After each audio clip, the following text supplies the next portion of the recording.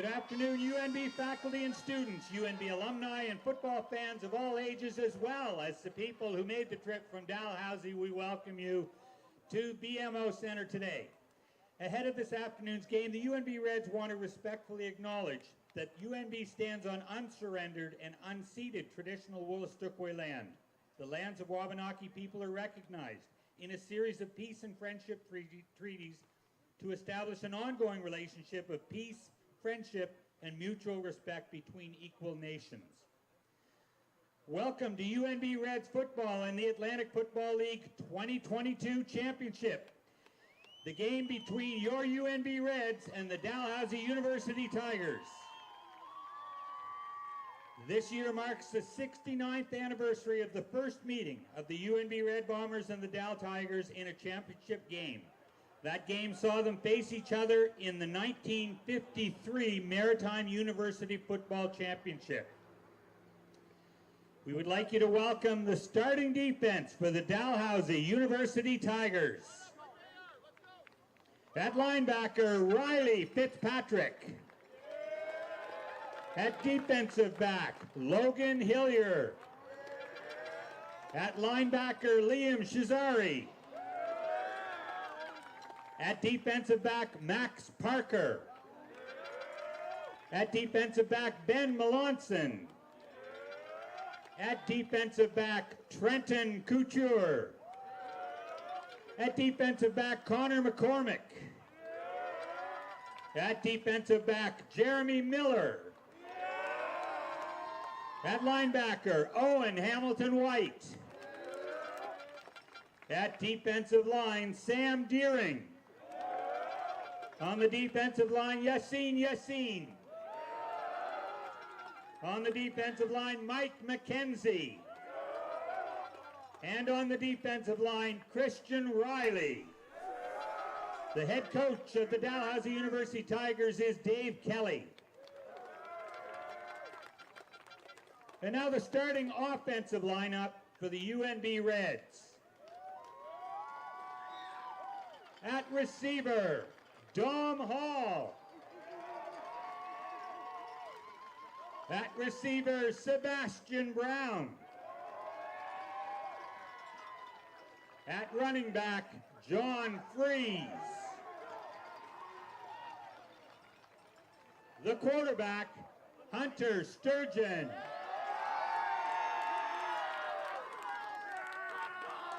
At center, Sam Shepard. On the offensive line, Aaron Olafson. Also on the offensive line, Mitch Shaw. On the offensive line, Alex McQueen. And on the offensive line, Brendan Seymour. At receiver, Nick Parker.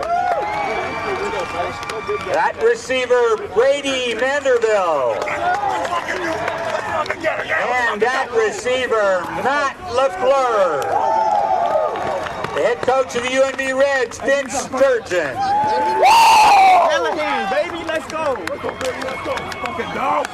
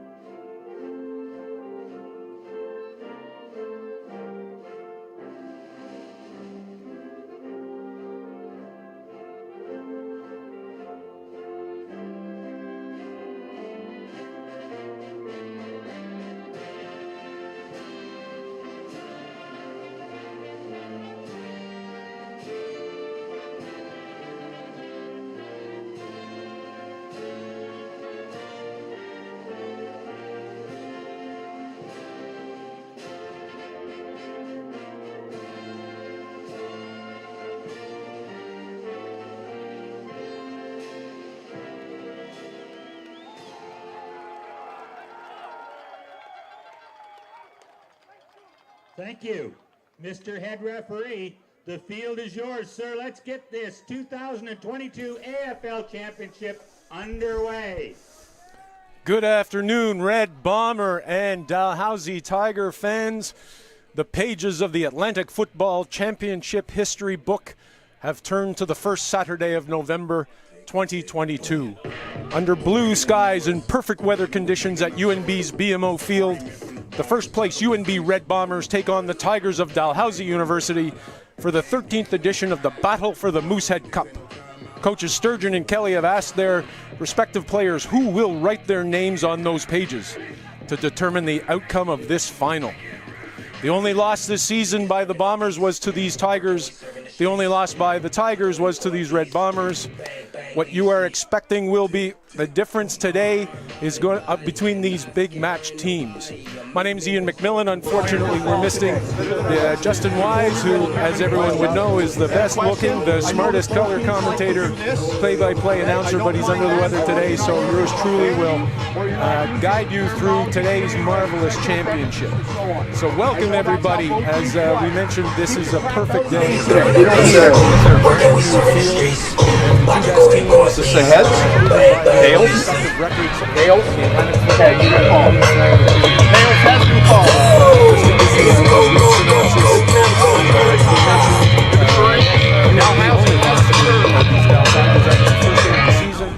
That ended up being a 29-25 final in favor of the Tigers. But interesting to note that after halftime on that game, it was 20-3 for the Tigers, so there was a significant comeback by the Red Bombers in the fourth quarter, but ran out of time. In the return match where the Tigers had visited UNB, it was a rainy, wet night where there was hardly any offense for either side within the first half. I believe it was something like 5-3 or 8-5 after the third quarter, UNB's favor. But very quickly, UNB was able to dominate in that fourth quarter for a result of 28-5. So it's as even a matchup as we can get. There'll be no excuses for either team as far as the handling is concerned, just down to the respective game plans of Coach Sturgeon and Coach Kelly of the Dal Tigers on what is going to transpire today. You'll notice head referee today is Al Gates, who will be wearing the white hat. And it looks like the teams are about to take the field. And thanks so much for joining us, to all the Dalhousie alumni and fans, and especially the Red Bomber alumni and fans. We hope you enjoy our broadcast today, brought by our buddies at Aurora Productions, who have been doing such a marvelous job today. And let's get ready for some football.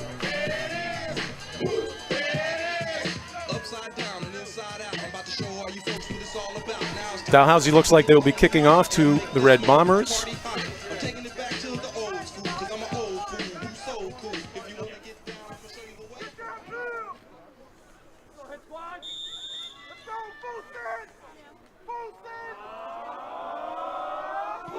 Ball is away to the left-hand side of the Red Bombers, taken very cleanly, coming up at speed up the middle of the field,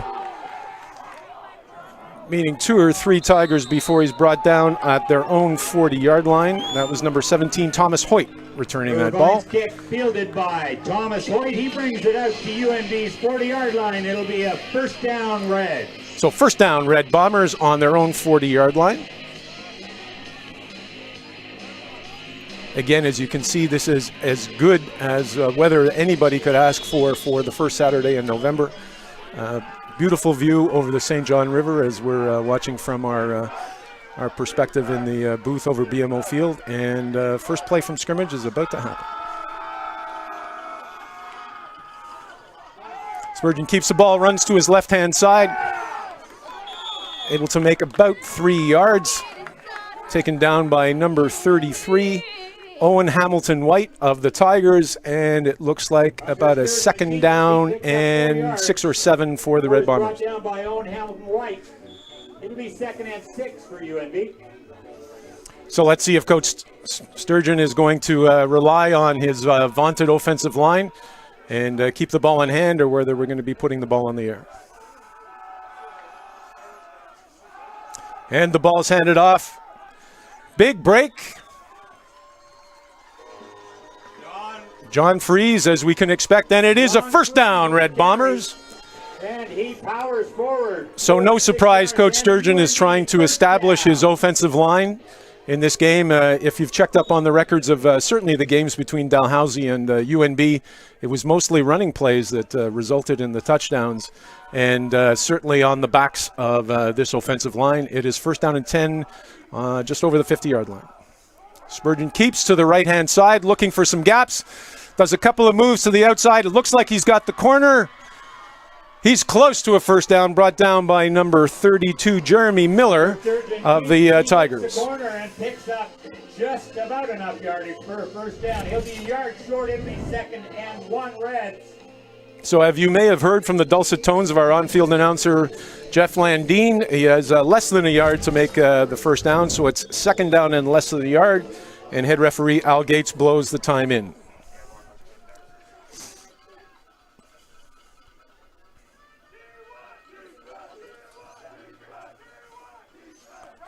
Ball's handed. Oh, looks like Freeze has been caught behind the line of scrimmage. Brought down just over center field. So a loss of about 2, maybe 3 yards. So it'll be 3rd down and 4. We've got a change of personnel. Not sure whether that means that they're going to be punting or they're just bringing in different people so they'd be passing. Looks like UNB's asked for a timeout. So there'll be a quick little break. Again, you are watching Red Bombers football.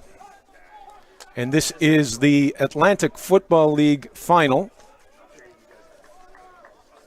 So again, when we were talking about some of the keys to success, certainly it's the offensive line for UNB.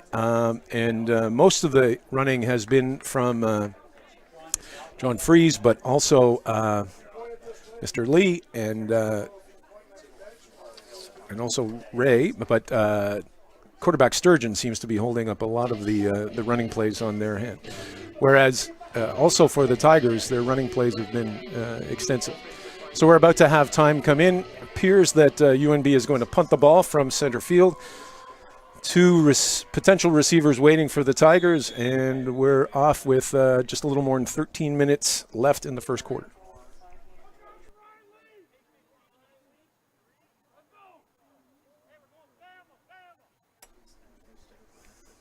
Good snap. Nice spiral to the right-hand side. Oh, off the face mask of the Tigers, having a tough time finding the handle. UNB brings down the Tigers very quickly in their own end. Looks like it'll be first down and 10 for the Tigers, just over their 20-yard line.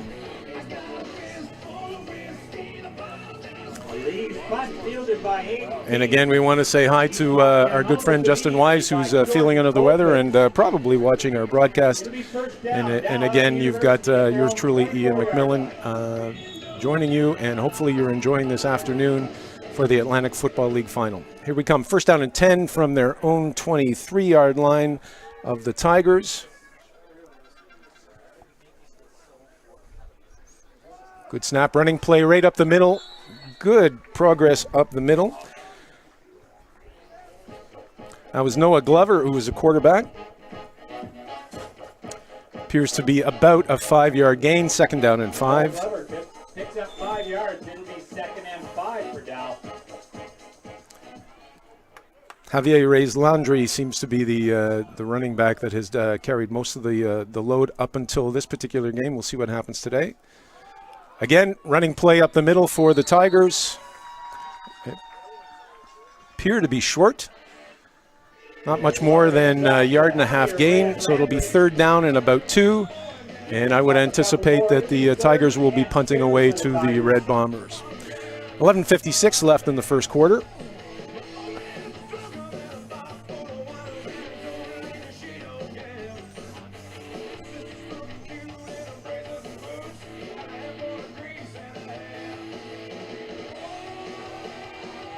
If you're watching this broadcast in Fredericton, we've just started. Please join us. We've got a great crowd today, and we'd love to have you join us for this fantastic final. 3rd down and 2 for the Tigers. Good snap. Nice punt downfield. Backed up on the Tigers. quickly taken by number 22, and there's a flag on the play. I would anticipate it would be no yards against the Tigers. So that's something that we may have been talking about before. I would imagine that Coach Kelly's worried about discipline in an important final like today, and especially on plays such as that, where it should be obvious to these special team players to not give extra yards like you would on a no yards play. So UNB is going to scrimmage first down and 10 from just on their side of the center yard line. On their own 52-yard line. We'll see if the Red Bombers continue to keep the ball on the ground. They do. John Freeze up the middle with a good gain. Looks like he's able to make just shy of the 50-yard line for second down, and we'll say 3.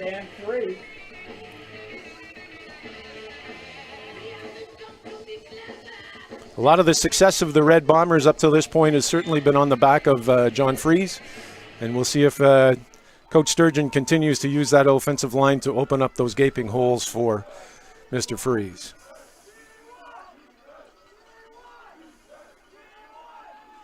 Good snap. Sturgeon keeps the ball, moves to his left-hand side, does a couple of moves.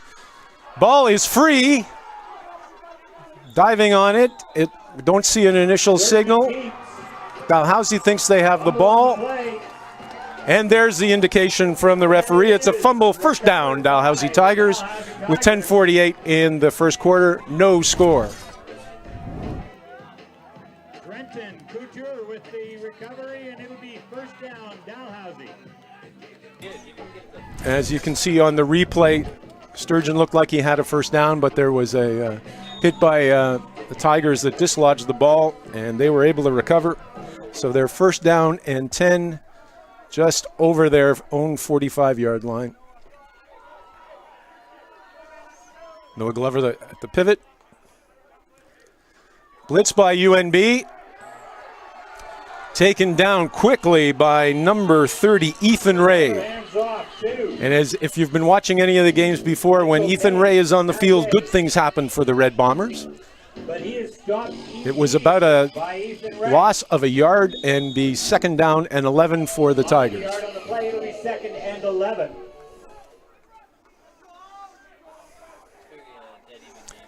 Noah Glover setting up.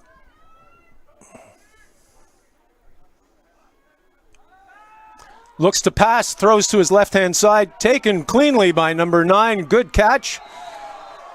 Brought down by a host of Bombers. Matt Lawton was the receiver for the Tigers, but he is shy of the first down by a yard. Third down. He picks up 10. They're a yard short. It'll be 3rd and 1 for the Tigers. 2 offensive linemen appear to be coming in, so we would anticipate that the Tigers will try and have a running play and gain this first down with 9:24 left in the first quarter.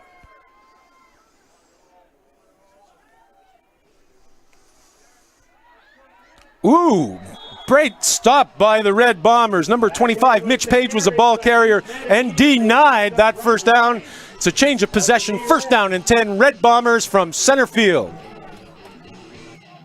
He doesn't get the 1 yard. It'll be a turnover on downs and a first down, Reds. So an even trade of field position, one on a fumble and one on a failure to gain yards. UNB basically takes position from where they started the last plays when they gave up that fumble. 9:10 left in the first quarter, no score. Good snap.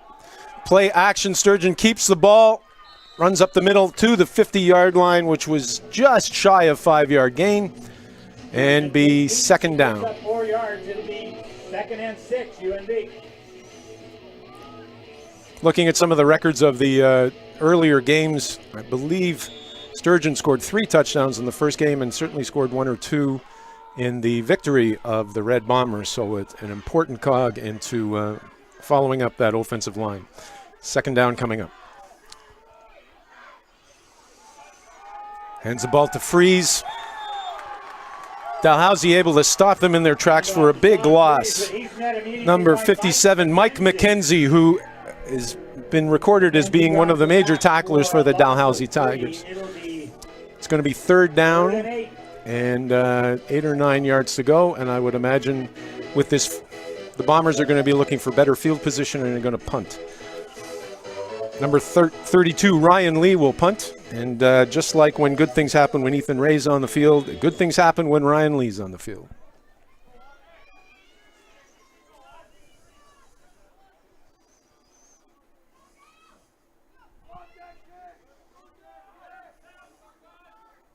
Good snap. High punt, not very far. Red Bombers not reacting to that ball. And it looks like Ryan Lee tried to be able to gain possession, but he's able to bring down the Tigers' receiver number 23, Connor McCormick, and it's going to be first down for the Dal Tigers with 7:51 left in the first quarter. If you notice, well, I was just about to notice there weren't a lot of penalties on this particular game, the first one being for no yards prior. And let's see what Al Gates has to tell us right now. And he says they thought again of putting that flag down, so there was no penalty on the play. And it'll be first down and 10 from the Tigers' 33-yard line.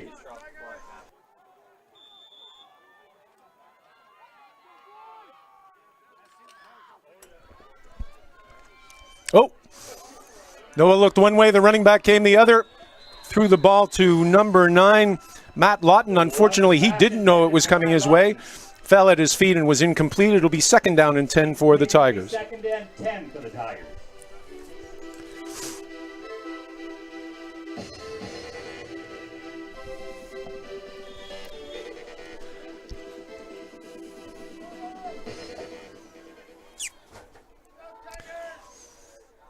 Noah Glover at quarterback, second down. Looks to pass downfield, down the middle.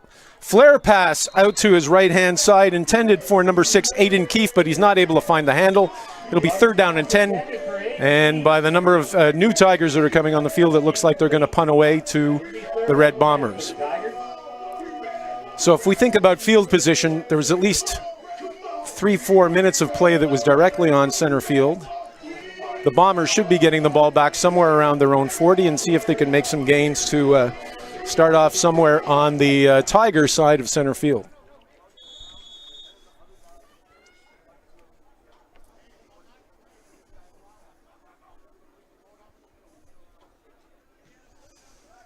Good kick downfield, going to be taken just inside the Red Bomber side of center. Flag on the play.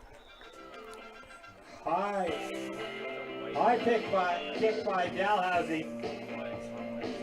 7:03 left in the first quarter, and if early indication is holding against the Red Bombers, that'll take them back 10 yards.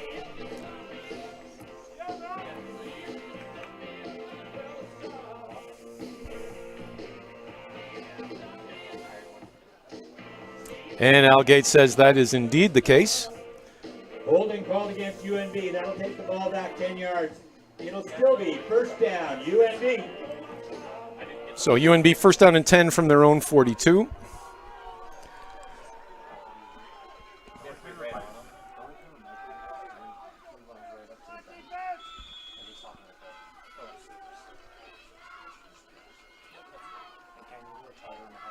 Defensive back seeing pass by the Red Bombers. Sturgeon looks downfield, flares a pass, and it's complete for a first down, Red Bombers. Number 18, Sebastian Brown was the receiver. Made a phenomenal gain of better part of 30 yards. And now into Tiger territory, the Bombers are starting to march. And that'll certainly be one of the questions. Are we going to have strains of Bombers away today, or are we going to hear strains of Hold That Tiger? It's up to Coach Sturgeon and the Red Bombers to see which side will prevail. There was a keeper to Sturgeon. Sturgeon's wide open, running down the left-hand side. He could go all the way. Touchdown, Red Bombers! Looking at the field, we don't see any flags. That should be a good touchdown. If we can see the replay, you'll see that it was a fake to freeze up the middle. And then Sturgeon found open ground on the left-hand side, put that nice little dipsy-doodle move at the end, walks into the left-hand corner for a touchdown. So first blood in this contest goes to the Red Bombers, and as we can say, the strains of Bombers away was heard. And Red Bombers are lining up for the conversion. Number 32, Ryan Lee, will make that attempt.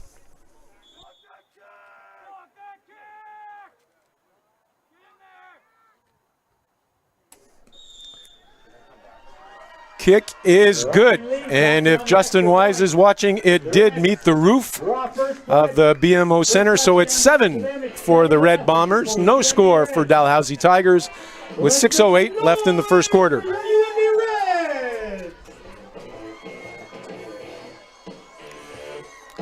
So it was an interesting interchange between the Tigers and the Red Bombers at center field for the bulk of that first quarter. But Bombers were able to find that crack in the armor of the Tigers and had Sturgeon run to his left for at least 40 yards for that touchdown, which if you were watching the rain game a couple of weeks ago when Red Bombers were victorious, a very similar touchdown was scored by Sturgeon in the fourth quarter in that game. We're all set to have Ryan Lee kick off to the Dalhousie Tigers with 6:08 in the first quarter. Good kick to the left-hand side of the Red Bombers, taken cleanly. Runs to his left. He's able to make another 5 yards from the initial contact and brought down on their own 30-yard line. It'll be first down and 10 for the Tigers. Dal Tigers return the kick to their own 30. So the Red Bombers asking questions of the Dalhousie Tigers. We'll see what Coach Kelly has up his sleeve and what Noah Glover is going to be doing to see if they can answer that initial score by the Red Bombers.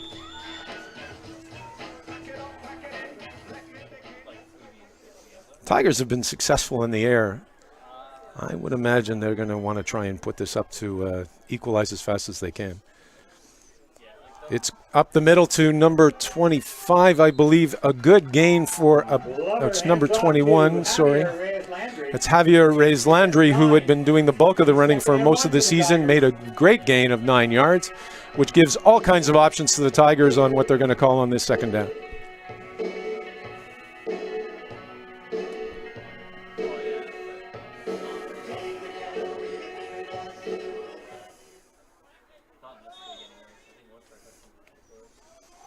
Looks like the Tigers have trips on the right-hand side. Ball again to Javier, and that should be a first down. Reyes-Landry with the carry, and he picks up more than enough for a Dalhousie first down. So it's going to be first down and 10 from their own 43-yard line with 4:53 left in the first quarter.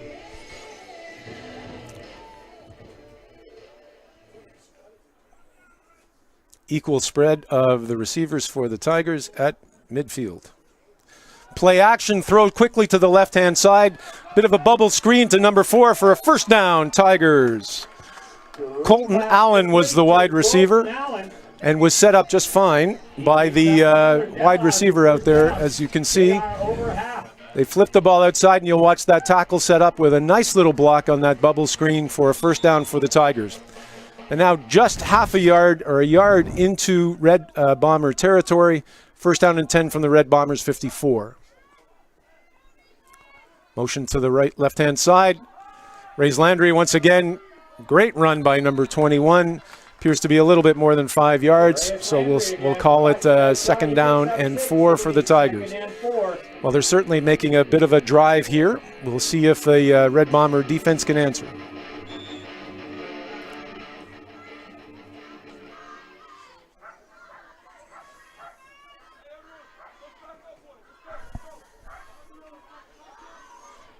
Running back to the right-hand side of Glover. Play action, throws to his right-hand side. Taken well by number 9, Matt Lawton, for another first down by the Tigers. That was a great pass by Glover and a great catch by number 9 as he was met immediately by the Red Bomber tackler, as you can see. Little play action, finds the seam. Quick tackle by the Red Bombers. Tigers are marching. Good snap. Javier's Laundry. Good run to the 35-yard line of the Red Bombers. It'll be second down and a little less than 5. And 5 for the Tigers. Let's cheer on your UNB Reds defense. Let's make some noise.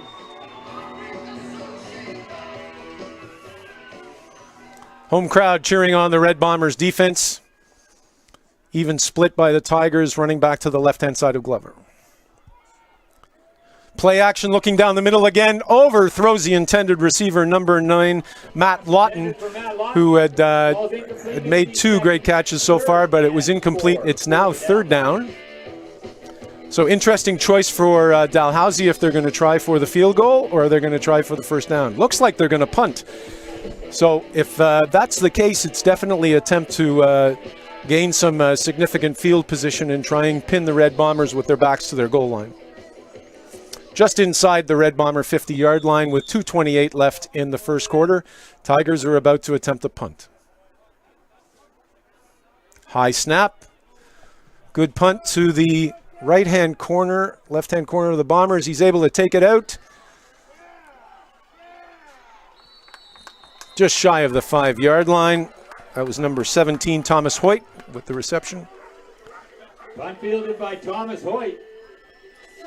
He gets it 3 yards out of the end zone. It'll be a first down from deep inside their own end for the Reds. So it's first down inside their own 5-yard line for the Red Bombers. So big questions going to be asked of the Dalhousie Tigers defense to see if they can pin them and gain advantage from that field position with 2:10 left in the first quarter.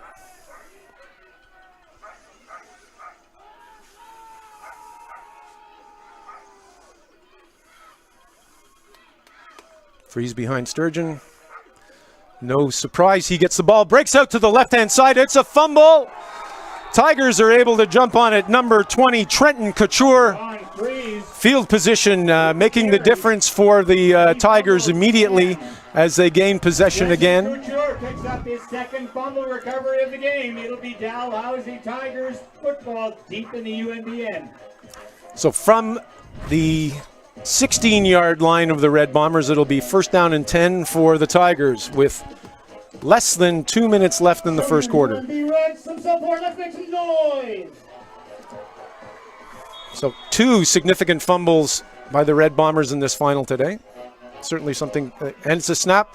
Play action looking to the left-hand side, throws downfield, flag on the play. Might be late hit or roughing the passer. There's a flag on the play. I believe the official said it was incomplete. No, there.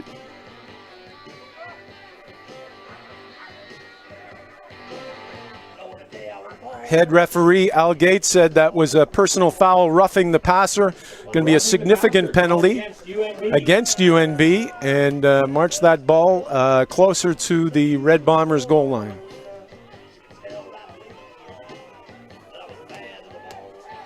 That's going to give the Tigers first and goal from the 1.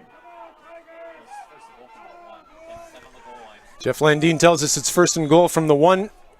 Huge challenge for the Red Bombers defense on this play. 1:33 left in the first quarter. Quarterback stays in tight, looks like the push. Touchdown! Dalhousie Tigers. Carries it in for Dal's first score of the day. Touchdown Tigers.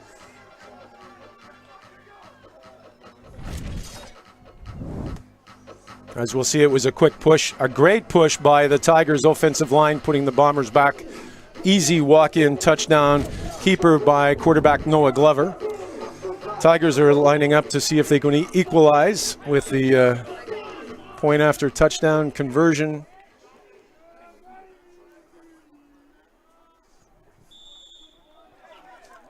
And it looks like he missed. So, with 1:24 left in the first quarter, is UNB Red Bombers 7, Dalhousie Tigers 6. So we're near the end of the first quarter. Score stands UNB 7, Dalhousie 6. We're going to see on the replay a bit of a Shankosaurus on that kick.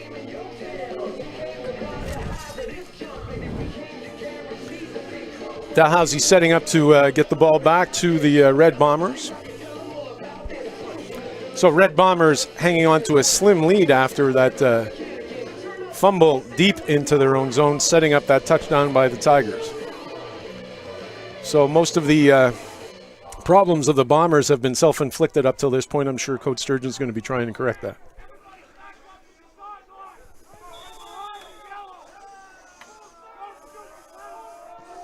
Good kick by the Tigers. Big hit by number 15, Max Parker, by the Tigers, but not until the Red Bombers got to their own 33-yard line, so it'll be first down and 10 for the Red Bombers with 1:20 left in the first quarter. You can see on the replay. It'll be first down, Reds on their own 33.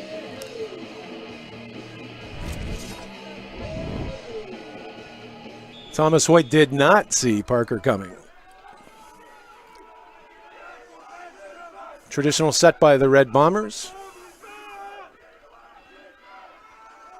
Good snap, play action. Sturgeon looks downfield to his right-hand side, wide open. Oh my goodness, missed the tackle. He's running, he's going. Can he be cut? He's almost there. Oh no. Releases the ball, it's a fumble. Looks like it was... Referees have blown it down. Not sure if he went out of bounds. Dom Hall with a big catch. Breaks the tackle and carries it almost. Referees are giving him possession. I really don't know whether he stepped out of bounds prior to releasing the ball. Let's see if we can see a replay on that. Big play for the Red Bombers. All we saw was the end of that play, but nice play action, throw to the left-hand side. Initial Dalhousie Tiger was not able to hold on to Dom Hall. Big gain, first down and 10 from the 15, 16-yard line. Spurgeon gives the ball to, a great run. Gets it to the outside for about 3 yards, and that was Ryan Lee. He busted outside, picks up a gain of 3 yards. Coach Sturgeon likes to put Ryan Lee in those important situations, so it's going to be second down and better part of 7 yards for the Bombers. Tigers with their backs to their goal line. 16 seconds left in the first quarter.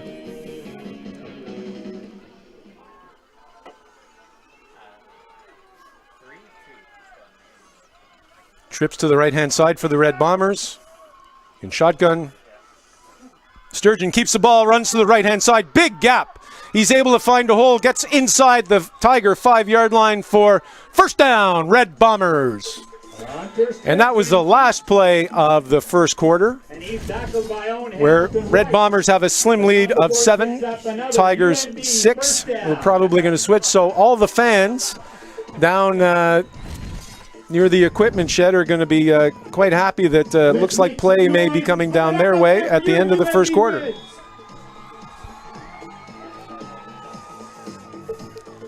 Gary, our entertainment director, rousing up the home fans, making sure that we're getting lots of noise of support for the Red Bombers as they march down for first and goal for the first play of the second quarter. Hi, I'm Jim Bourne, former UNB football coach, and you're watching the Red Bombers football game. Go Bombers. And as you saw, we had the former head coach of the UNB Red Bombers from 1970, 1980s, Jim Bourne. Thanks so much, Jim, for that, as we've got all kinds of alumni who are still supporting the Red Bombers, not only from the 1950s, 1960s, 1970s era, but also the last 12, 13 years that the Red Bombers have been playing as the Red Bombers Football Club. So thanks, Coach Bourne, and all the alumni that are supporting the team. And it's that kind of support from the eyes of Dick Flynn and Tony Proudfoot looking over the Red Bombers as they try and put the ball in on this first play of the second quarter of the AFL Championship. Sturgeon runs to the right-hand side behind. Huge blocking, touchdown, Red Bombers. So that's 2 touchdowns for Sturgeon at quarterback. And you'll see, takes the ball. Ray looks to the other side. Offensive line decimates the Tiger tacklers and makes an easy walk-in for Sturgeon. Red Bombers are now setting up for the conversion. Ryan Lee going to take the kick. Good snap. Easy up. Signal from head referee Al Gates is that was good. And it's 14 UNB Red Bombers, 6 Dalhousie Tigers with 14:41 left in the second quarter of this AFL championship. Again, thanks everybody for joining us in this broadcast. We say hi to all the Red Bomber supporters and UNB alumni that'll be across the country, and we know that we've got fans in Arizona and Florida and maybe even further afield. And also, thanks very much for joining us to all the Dalhousie Tiger fans and alumni. Great turnout today at BMO Field. Lovely day this first Saturday of November. Couldn't ask for better for an AFL championship with the 2 best teams as the season goes, and as we predicted, it quite evenly matched with 14-6 at this juncture of the second quarter. Ryan Lee with a good kick downfield. Tigers take it cleanly. Number 1, Josh Hatfield was the returner. And brought down by number 38, Carter Harrington by the Red Bombers. By the Dal receiver. Brought down on the return by Carter Harrington. It'll be first down. Dal Tigers at their own 30.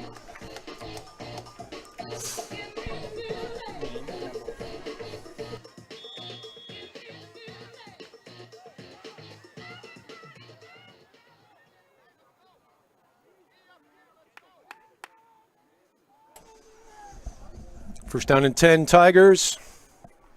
Play action, looks to the right-hand side again. A nice bubble screen, number 4. Colton Allen took that with a nice block, and it's going to be second down for the Tigers. Starting to see a trend of the Tigers with the bubble screens out to either sideline. He picks up 8. Let's see if we have any more of those plays. I would imagine if... not sure what referee Al Gates is signaling. Just to let you know, the Reds are selling second down, a little bit more than a yard to go. I would not be surprised to see Javier Reyes Landry be the ball carrier on this play. Make sure you pick them up before the third quarter. And it is a run up the middle by the Tigers. Looks like they have a first down. And it is number 21, Javier Reyes Landry. Javier Reyes Landry. Tigers are traveling on the legs of Reyes Landry and on the backs of their offensive line. They've got a first down and 10 with 13:27 left in the second quarter. Trips out to the left-hand side of Glover. And it's a run again up the middle. Good sized gap brought down by number 40, Cameron Hayward for the Red Bombers. Looks like about a 5-yard gain, second down and 5. All kinds of options being given to the Tigers offense. Ball just inside of center field. Trips again to the left-hand side of Glover. And screen pass. And again to 6. He's able to get by 2 Red Bombers, 3 Red Bombers, and pushed out of bounds for what we think is a first down. That was number 6, Aiden Keith. So good play for the Tigers. Coach Sturgeon won't be too happy with the tackling as 3 Red Bombers was able to let him go by, but still not that much of a gain. But a first down for the Red Bombers with 12:40 left in the second quarter. Tigers putting on a bit of a march with 2 successive first downs. Trips on the right-hand side. Ball again to Javier Reyes Landry. Good tackle by the Red Bombers. Stops him dead. Reyes Landry with the carry. Number 15, Jaron Killam was the tackler for the Red Bombers. With a little more than 5 yards to go for second down. And as you can see, when Ray's Landry walked in to kill him, it was that was all she wrote. So we've got second down. Looks like an even spread by the receivers and slot backs. Play action, looks to his right-hand side, down the middle. Oh! A little bit behind number 9, Matt Lawton, as the intended receiver. That's incomplete. And third down for the Tigers. Broken up by James Curtis, and it'll be 3rd and 5. Looks like the Tigers are going to try and pin the Red Bombers deep again in their own zone. Worked for them for their initial touchdown. I'm sure that this is a plan that Coach Kelly is going to want to return to. Score is 14 Red Bombers, 6 Dalhousie Tigers with 11:49 left in the second quarter. Tigers about to punt to the Red Bombers. Good snap. To the right-hand corner of the Red Bombers. Takes a bounce towards the sidelines and out of bounds with no return. Punt goes out of bounds. Just over the 15. So Red Bombers taking possession deep in their own zone. 16-yard line. It'll be first down, Reds.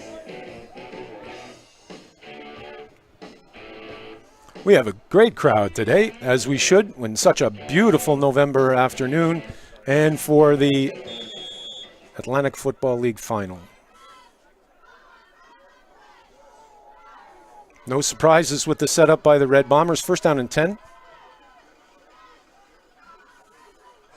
little bit of early motion up towards the line. Given to Ray. Great run. Moved out to the left-hand side, broke the gap up the middle, and that was number 32, Ryan Lee, with a great run. And as we've said before, when Ryan Lee's on the field, good things happen. It's got less than a yard to go at second down. Gives Coach Sturgeon all kinds of options as to whether he's going to go for the quick dive to get that first down, or he does some play action and looks for something a little deeper downfield with a pass.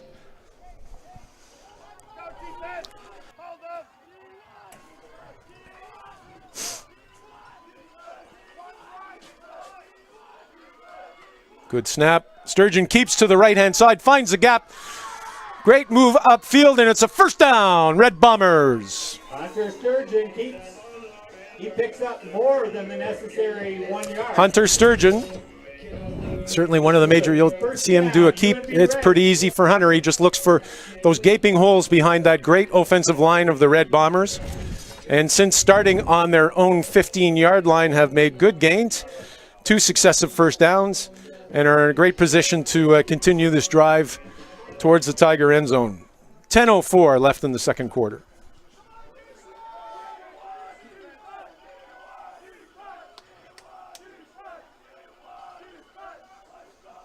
Ball goes to Freeze, finds the gap up the middle. He's able to find a big gap to the left-hand side.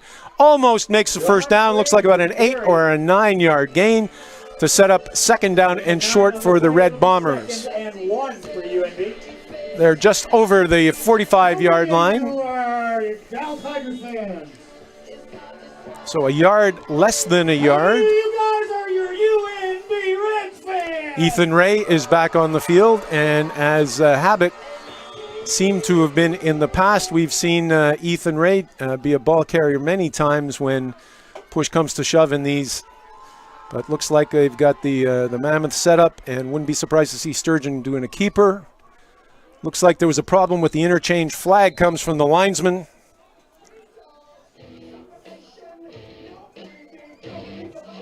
Flag on the play. Somebody's injured.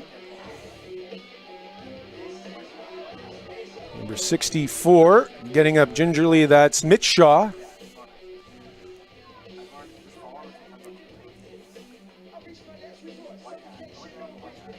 And that's an offside against the Dal Tigers and an automatic first down for the Red Bombers. So the yardage is picked up on the offside penalty against Dal.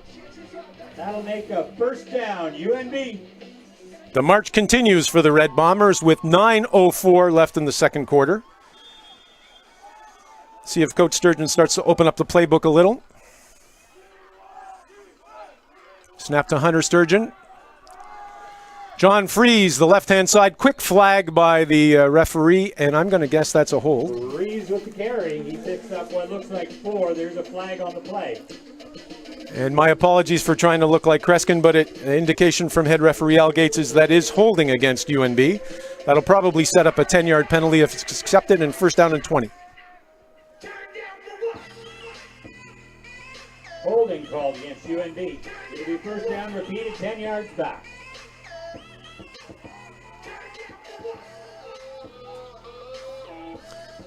So just on their 41-yard line, UNB will scrimmage first down and 20. 8:51 left in the second quarter.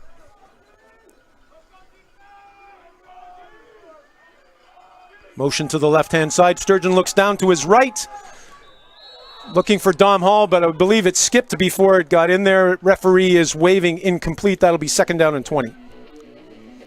Pass intended for Dom Hall. Just short. It's incomplete. It'll be second and 20. Tigers defensive backs seem to be jumping pretty quickly on those Red Bombers receivers. Might be an idea for the offensive coordinator to do a double move like an out and up or a hitch and go for these receivers to see if they can do something downfield. Sturgeon looking downfield again, right down the middle. Long pass to the left-hand side. Oh, just through the hands. Almost complete to number 18. Sebastian Brown was the intended receiver, but wasn't able to find the handle. And as we can see on the replay, Sturgeon, great pass downfield. And look at that camera work by Aurora Productions, seeing that not able to find the handle of Sebastian Brown. It'll be third down and 20.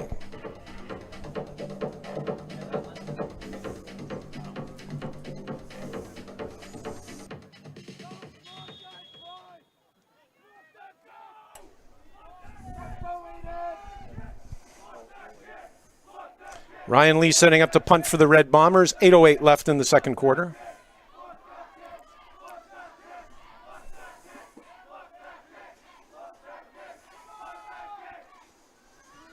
Good punt by Lee, a little to the left-hand side. And scoots past number 1 of the Tigers right up to their own 20. And it's down on the 18-yard line of the Tigers. First down and 10 for the Tigers with 7:49. Significant gain of territory by the Red Bombers. So if we looked at what's happened in the last 2.5 minutes, you saw a nice drive be snuffed out by holding by the Red Bombers, and a couple of nice chances, especially the intended reception by Sebastian Brown, just not able to find a handle, but he was covered quite tightly by 2 of the Tigers. It'll be first down and 10 for the Tigers on their own 19. Play action, we're setting up the bubble screen again, incomplete. So that's the third, if not the fourth time we've seen the Tigers try that play. Interesting that they did it so close to their end zone. If that doesn't connect, sometimes that sets up a pretty easy setup for an interception and a quick touchdown. It'll be second down and 10 for the Tigers. Looks like they've got trips to the left-hand side of Glover.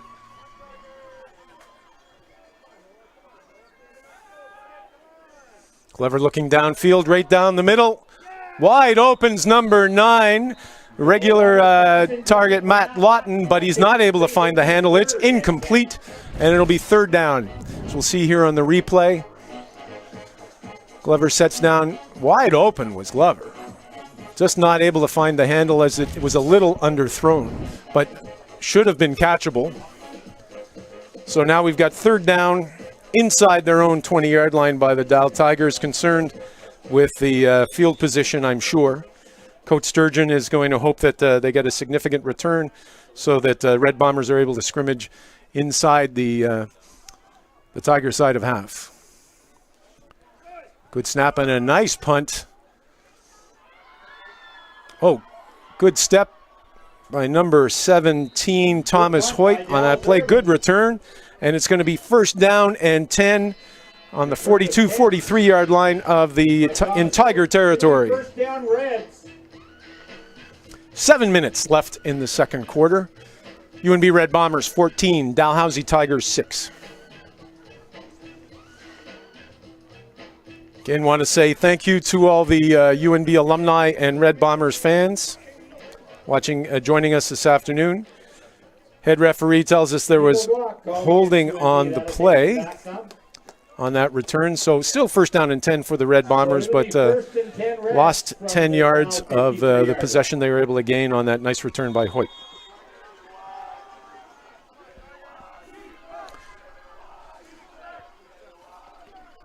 Play action by Sturgeon, looks downfield to the right-hand side. Wide open is number 18, Sebastian Brown, but it's over his head.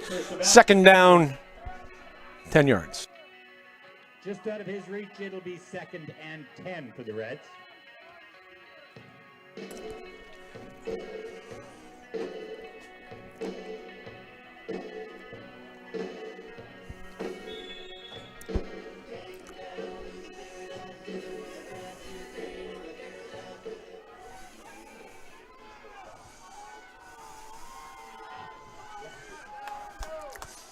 Regular offensive setup. Sturgeon's ready to take the snap and shotgun. Early motion to the left. Sturgeon looks to his left. Breaks open to his right. He's got lots of room. Is he able to make the game? There's a flag on the play. And he's brought down with not much of a gain, but let's see. Typically in that position, flagged by the head referee is holding, and that's what the initial indication is against the Red Bombers. Given that it's going to be 3rd down and almost 10, it's going to be an interesting choice by the Tigers whether they accept that penalty or not. And Coach Kelly says take him back.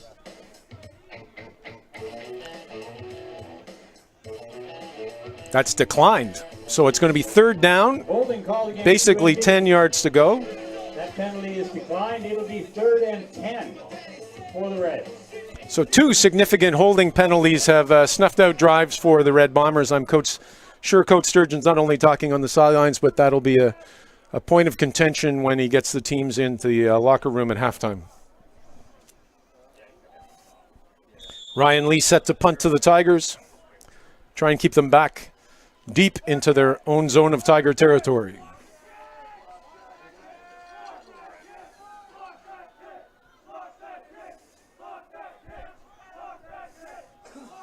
Good snap. Good release by Lee. Nice and high. Bombers downfield. Taken by number 6. And taken right away by number 33, Jordan Colpitts, by the Red Bombers.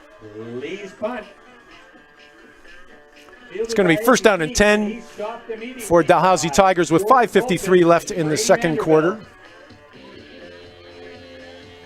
We thought it was going to be an equal contest, and it's certainly proving out to be, with UNB doing very well on the running plays and scoring 2 touchdowns, but it's 2 fumbles and 2 holding penalties have certainly not helped their endeavors. Here comes the Tigers.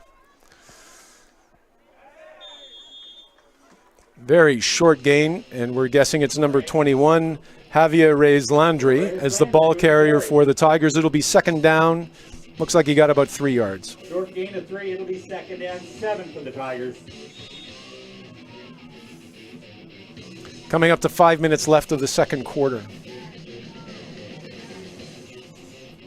Red Bomber coach is imploring the defense to snuff out whatever comes out from the Tigers offense. Reyes Landry to the left-hand side of Glover. Motion to the right-hand side. Look downfield. It's a screen pass for Reyes Landry.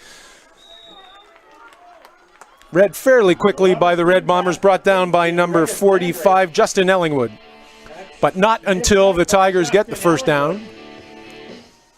Nice screen pass set up by the Tigers. And certainly a good call against that defense, as that's the first time. We've seen a couple of bubble screens to the sidelines, but that's the first time we've seen a screen up the middle. So from their own 35-yard line, 1st down and 10 for the Tigers. Reyes Landry takes the ball to the right-hand side. He's got a bit of a run. Brought down relatively quickly, right on the 40-yard line. So he's got about a 4.5-yard gain. 2nd down, Tigers. Reyes Landry gets outside, picks up gain of what looks like 5. Looks like a Tigers down on the field.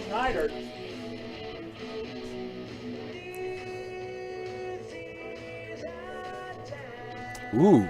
That's going to be interesting, as that's Javier Reyes Landry who's coming off the field gingerly, but doesn't look that bad. Certainly that's not something that the Tiger coaches wanted to see. Glover's taken some instructions from Coach Kelly and is coming out for the second down with 4:15 left in the second quarter.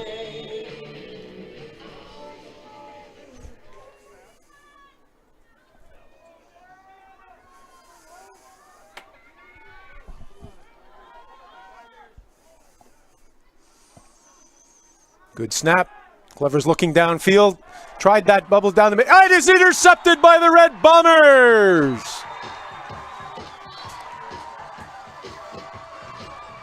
Number 57, Morgan Martin. If we see this replay, you're going to see this quick pass down the middle is tipped by one of the Red Bombers. It's up in the air, and number 57, Morgan Martin exclaims, "Look what I found!" Big interception by the Red Bombers. First down and 10 on the 32 of the Tigers. 3:51 left in the second quarter.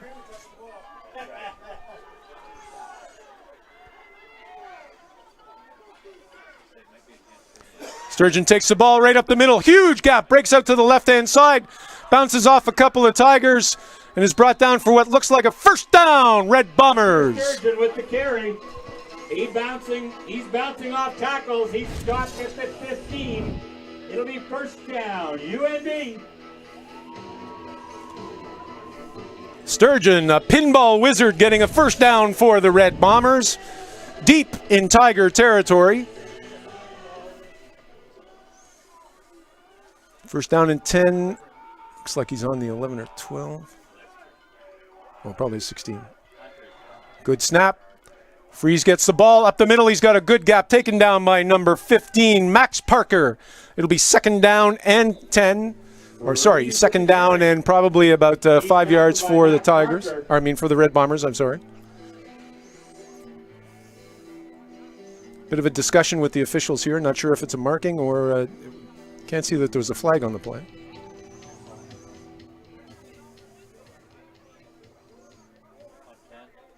There had been a flag, but head referee Al Gates said that was dropped in error, and it should be second down, and the play will stand for the Red Bombers.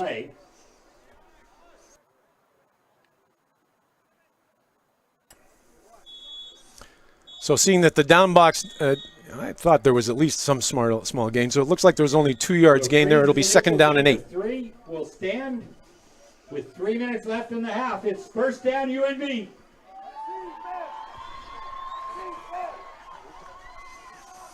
Sturgeon, able to evade the first tackler, throws out to the right-hand side. 87's taking the ball. He was knocked out of bounds before he got in. That was Brady Manderville with the reception.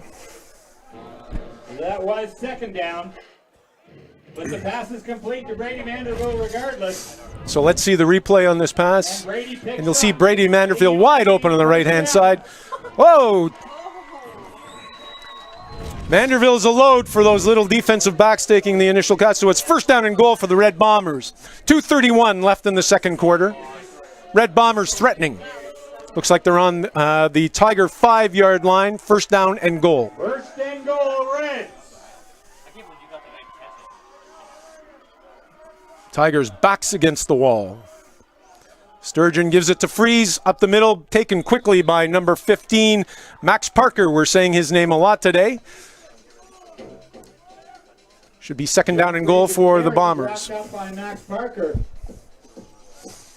It'll be second and goal, UNB Reds. Now, what are the Red Bomber Brain Trust going to call here? Coach Sturgeon's setting in number 18.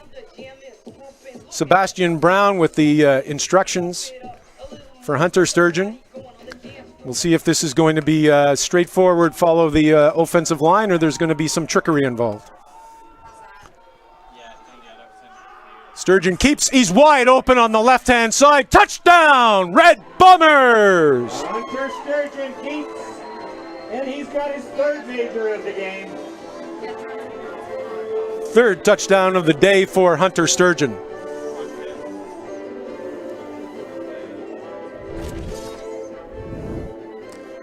It's pretty simple stuff. Sturgeon keeps the ball. You can see the pulling guard, number 65, Alex McQueen, runs headlong to make sure that nobody got in the way of Hunter Sturgeon in that touchdown. So again, the big offensive line making huge differences today. Attempt for the extra point.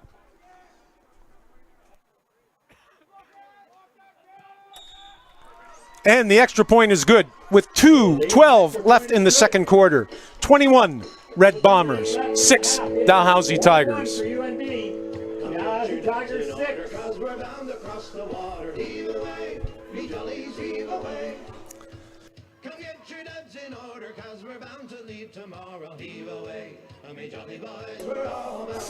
So the Jolly Boys are heaving away for the Red Bombers. Not only we're having strains of Newfoundland music, but Bombers Away have been played 3 times on the legs of Hunter Sturgeon, scoring touchdowns for the Red Bombers, the 1 touchdown for the Tigers. So with just a couple of ticks of the clock before we get to 2 minutes of the first half, Red Bombers have a solid 15-point lead at this juncture. Ryan Lee about to kick the ball back to the Tigers.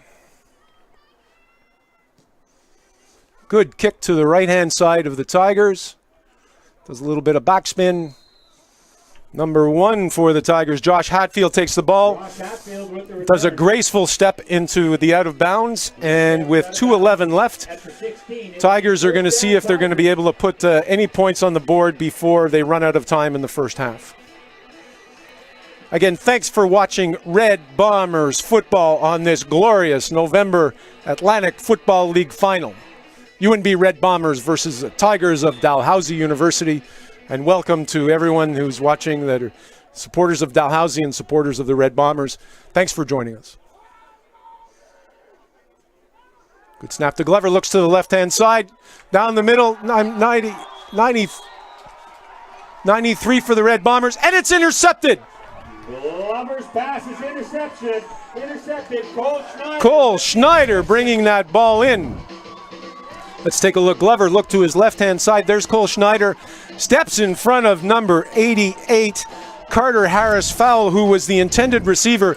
Interception by the Red Bombers. Deep in Tiger territory, just on the 21-yard line. Big turnover. Not at all what the Tigers were looking for with 2 minutes left in the second quarter. And that quickly, the Reds are knocking on the door again. Tigers with their backs against the wall, as they have been a couple of times in this quarter, and a significant opportunity for the Red Bombers to put the first nail in the Tigers' coffin. Motion to the right-hand side. Big run by Matt Lafleur with a host of Red Bombers in front of him. That's going to be second down. He rumbles down inside the 15-yard line. Inside the 15-yard line, looks like they're making a motion. Somebody's down on the field. It'll be 2nd and 6. Oh, I think that was Matt Lafleur. Doesn't look like he's much the worse for wear, and he's able to come off the field on his own steam. Significant run by Lafleur, and sets up a second down and about 4 for the Red Bombers.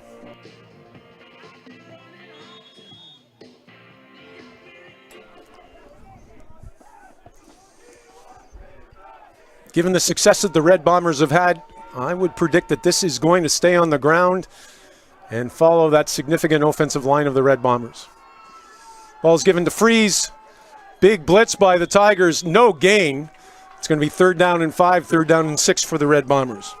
John Freeze takes the handoff. He's met in the backfield by a host of Tigers. Alan LaFond in the end brings him down. And if we talk to if we check that, it's typical of the Tigers on second down to blitz. So no surprise that they were able to stop the Red Bombers. So going to be interesting choices here. Cyril, what do you think they're going to call here? I can tell you Brian's getting nervous.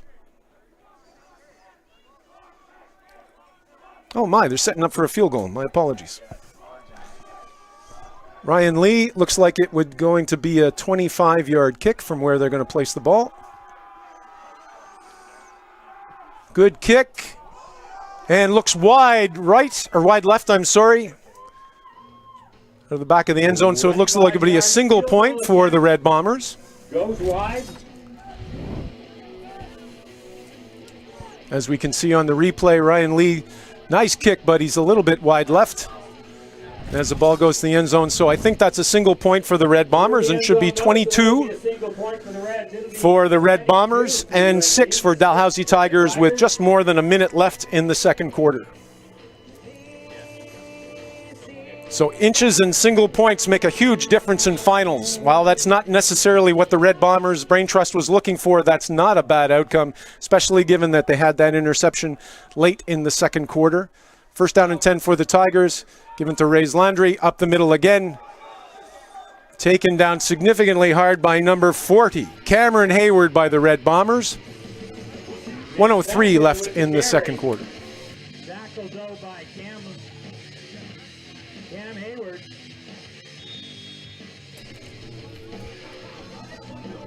It'll be 2nd and 3 for the Tigers. Glover waiting for the snap. Ray's Landry again, up the middle. No, I'm sorry, that's number 25 still going. 25 is Mitch Page. First down for the Tigers with 47 seconds left. 10 yards and a first down. I'm sure the Tigers are desperately going to try and find some points before the clock runs out, as the sands of time are ticking, are flowing down and running out of time in the second quarter. Okay, right up and let's show some noise. Help your defense on the way.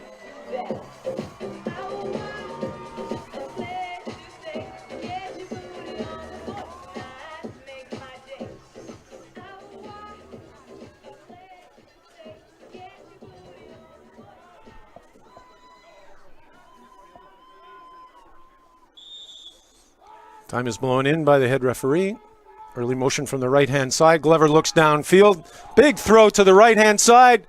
Oh, incomplete. Intended for number 9, Matt Lawton, but I think that's at least the third or fourth time the ball has been intended for Lawton, just not able to find the handle. 2 Red Bombers are on either side of them. 41 seconds left in the second quarter.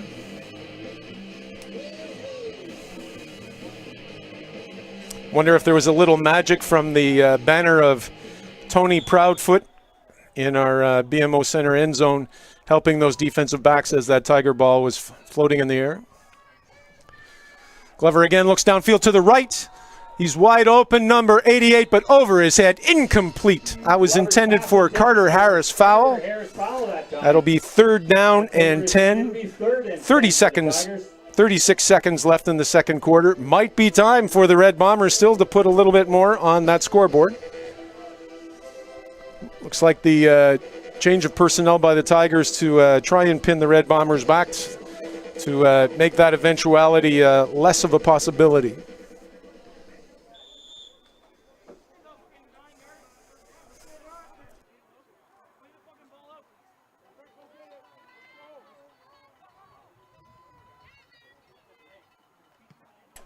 Good punt downfield.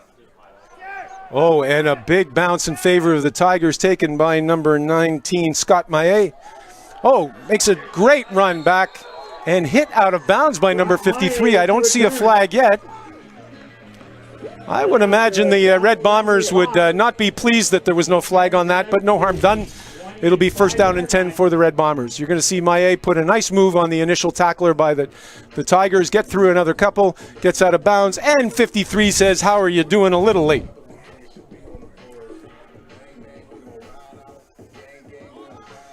That was Aaron Brooks With 23 seconds left, UNB by the Tigers. 23 seconds left. See how enterprising the Red Bombers offense is to if they can gain any points with the seconds that are left, or they're going to let the clock tick down with a significant lead. Sturgeon looks downfield. Great pass to his left-hand side. Incomplete. I believe 88. Matt LaFleur was the intended receiver, but it wasn't very close at all. With 19 seconds left, it's 2nd down and 10. 2nd and 10, UNB. Depending on how one looks at this, that was a good throw by Sturgeon in that if Matt LaFleur didn't catch it, or Brady Mandeville didn't catch it, nobody was going to catch it. Don't need any penalties or any turnovers at this position of the field with 19 seconds left in the quarter.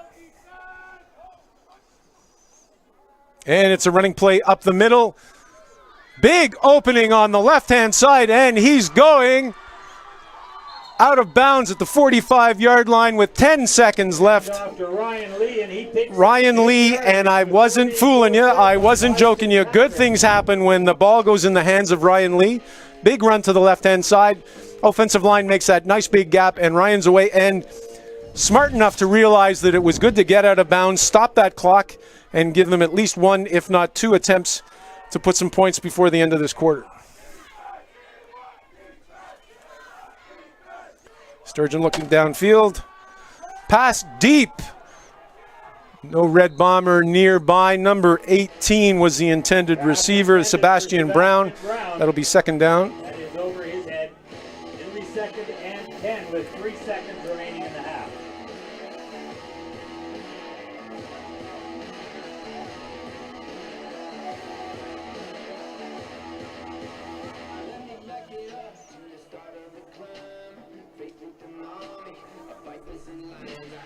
So with 3 seconds left in the second half, Red Bombers look like they might just down this.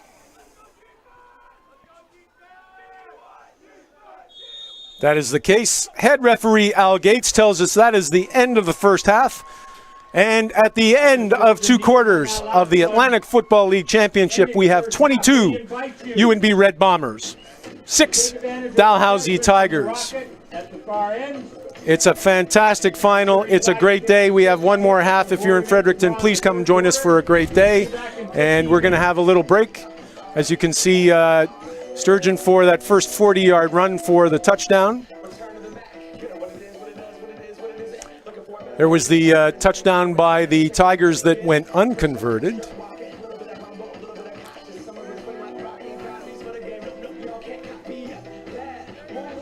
This is the second touchdown by Sturgeon. He was able to walk in to the Tigers' end zone. And I think we're going to see one more. No, we're going to see the deep pass that is almost caught by Sebastian Brown. That was in the second quarter. And Sturgeon one more time, showing that he's a pinball wizard, setting up the next touchdown by the Red Bombers. This is the pass to Brady Manderville, starting to make friends of the defensive Tiger defensive backs. And the final touchdown by Sturgeon to set up that final score of 22-6 by the Red Bombers. So that's it for the first quarter. We're going to take a 15-minute break. Please enjoy the time you have to go find some snacks, and look forward to seeing you when the second half starts in about 15 minutes.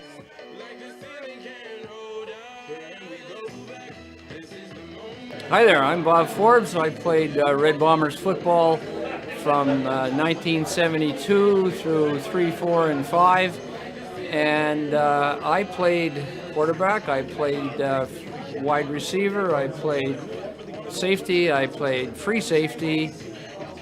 You're watching Red Bombers football. Go Bombers.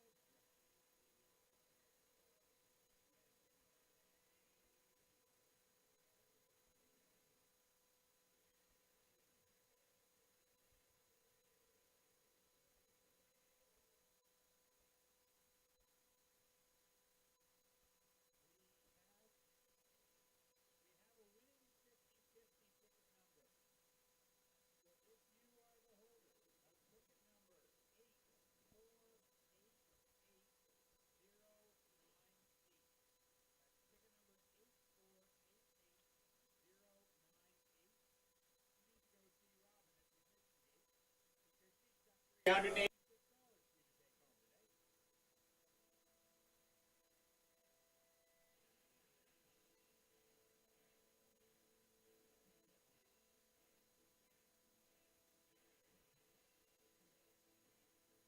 I'm Clint Hamilton, Vice President of Advancement at UMB, former athletic director and basketball coach.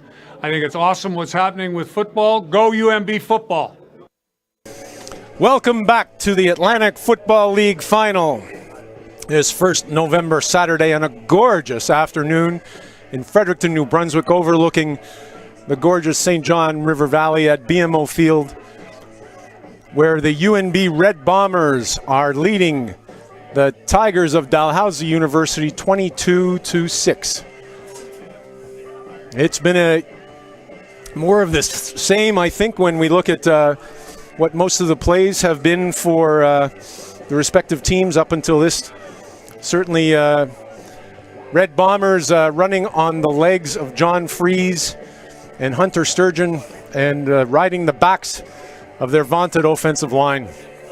If it wasn't for a couple of fumbles and a couple of untimely holding calls, they may have a larger lead. On the other hand, the Tigers are certainly within striking distance of the Red Bombers. They've done fairly well, certainly with their running back, Javier Reyes Landry, and throwed some promise as far as the passing of Glover, but just not able to find the handles at the appropriate times. And I think it was a unfortunate interception that they had at the end of the second quarter, but Red Bombers were only able to capitalize with one additional point when the field goal was missed by Ryan Lee. But now we're about to start the second half. Thanks again to all the Red Bombers alumni, Red Bombers fans that are joining us today on this fantastic afternoon in Fredericton. And a welcome and a thank you to all the Dalhousie fans and alumni as well.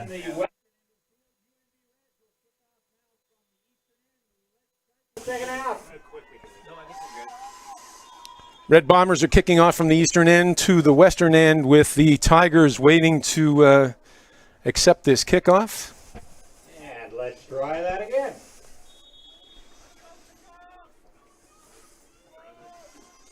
Bit of a squib kick. Taken at the 30-yard line by the Tigers and brought down just over the 40-yard line by the Red Bombers for a first down and 10, Dalhousie Tigers.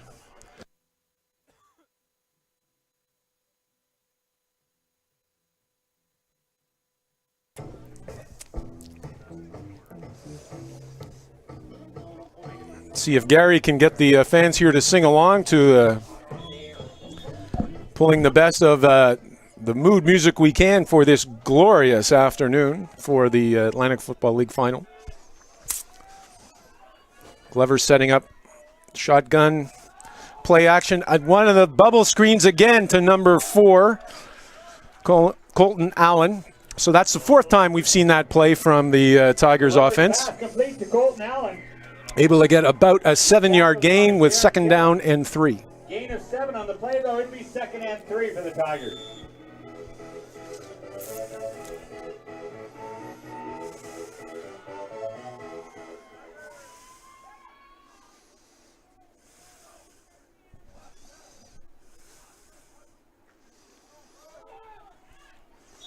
Dive up the middle to number 25, Mitch Page. And he picks up enough yardage for a Dalhousie first down. First down for the Tigers. Noah Glover looking to the sidelines for the indication of what Coach Kelly is going to call. Louder.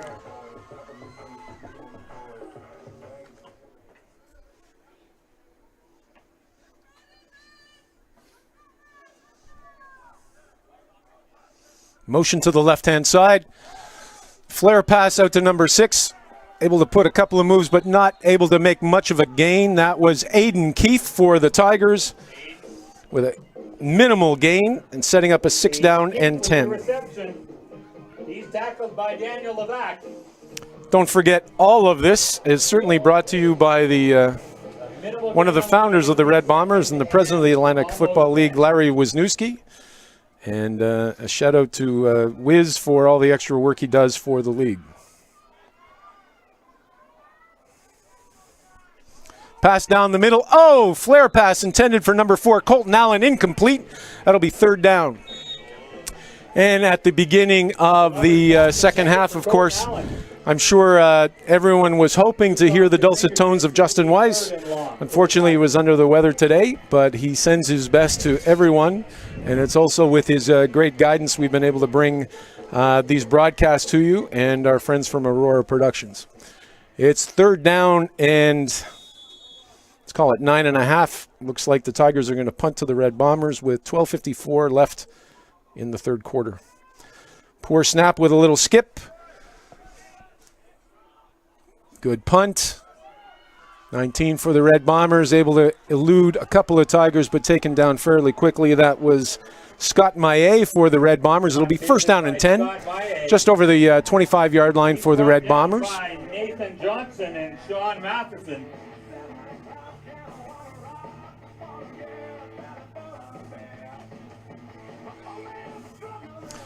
So UNB Red Bombers enjoying a 16-point lead at this juncture of the contest and setting up for 1st down and 10. So that if the Red Bombers are able to get another score, that will be important. That will mean that the Tigers will have to score 3 times to be able to equalize or come close to what the Red Bombers have been able to amass so far. No surprise. Ball up the middle to Ray. Good gain of at least 5 or 6 yards. That's Ethan Ray. No, I'm sorry. Ryan Lee was the running back. Ryan Lee with the carry. And not sure that everybody knows, but I think Ryan is a former Dalhousie Tiger himself and has joined the Red Bombers this year. And I am sure the coaching staff is happy to have him.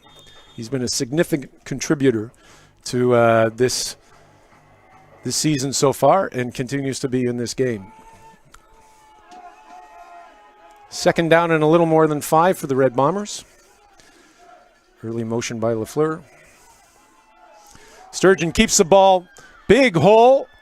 He's able to make great gains over the 35-yard line. Close to the 1st down. We'll look for the indication from the officials. Sturgeon keeps. I think they're going to look for a measurement here.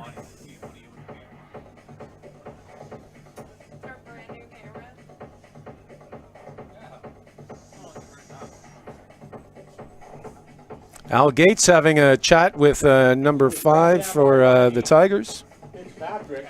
We're waiting to see if Fitzpatrick brought him down before he got to that 1st down marker. And they are going to do a measure. He wasn't able to get Mr. Fitzpatrick to agree that it was a 1st down for the Red Bombers, so we're going to make sure.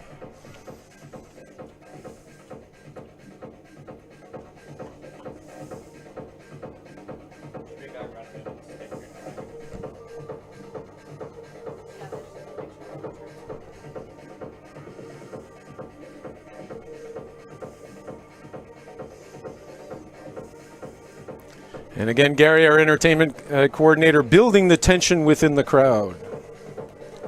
Is it a 1st down? Is it not? 1st down, Red Bombers. Al Gates tells us it'll be another 3 downs for the Red Bombers.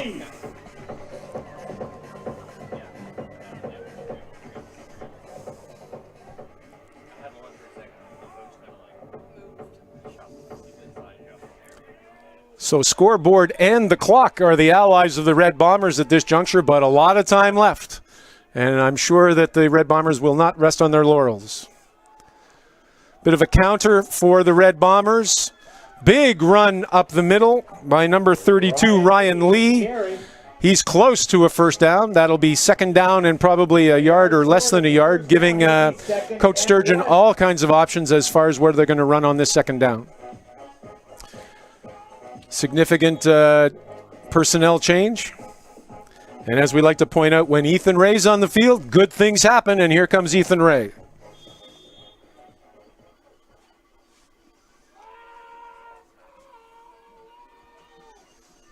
Tight formation by the offense by the Red Bombers. Sturgeon keeps the ball. There was an early whistle and a quick flag by the head referee. Before the ball was snapped.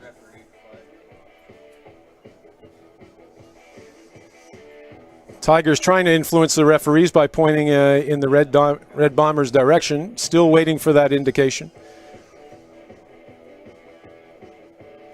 Looks like it's against the Red Bombers. Illegal procedure by the Red Bombers. That's going to be a 5-yard penalty. Second down repeated with a little more than 5 yards. That'll move the ball back 5 yards. It'll be 2nd and 6 now for UNB. Coach Sturgeon has to be frustrated by something like that. They had a wonderful opportunity to get a first down, had a bit of a drive going. They've got dominance on the field. Ball possession is everything in this game at this juncture, and they're making small mental mistakes. So we've got second down, 6 yards to go. Snap to the right. Sturgeon takes it. Big block up the middle. Sturgeon's able to cradle that ball and should have a first down for the Red Bombers. That's what the initial indication is by the line judge. Hunter Sturgeon keeps, and First down, Red Bombers. First down for UNB. So the Red Bombers offense able to redeem themselves from that illegal procedure penalty and are marching towards Tiger territory just inside their own 50-yard line.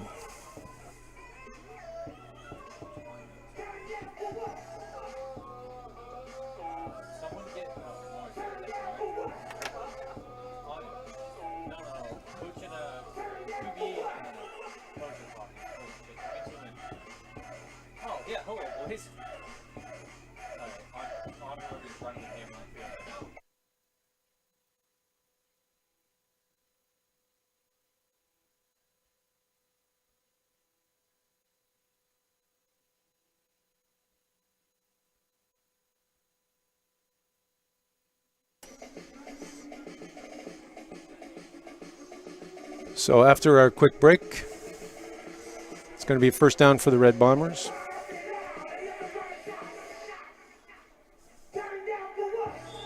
Time is in, head referee tells us.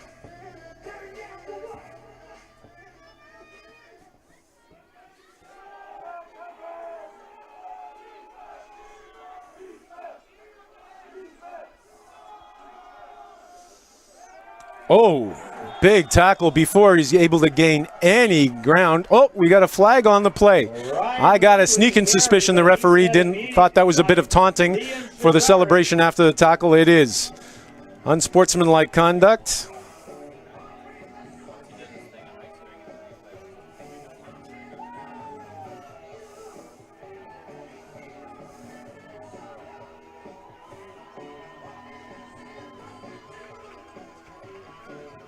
Unsportsmanlike conduct called against the Dal Tigers.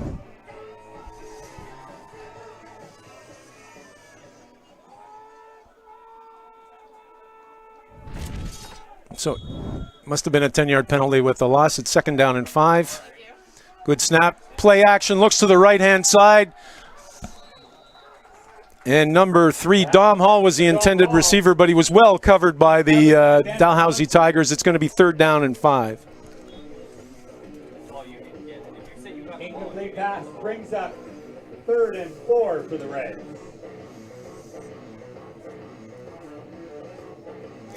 And Jeff Landine tells me I'm mistaken, and it's 3rd and 4.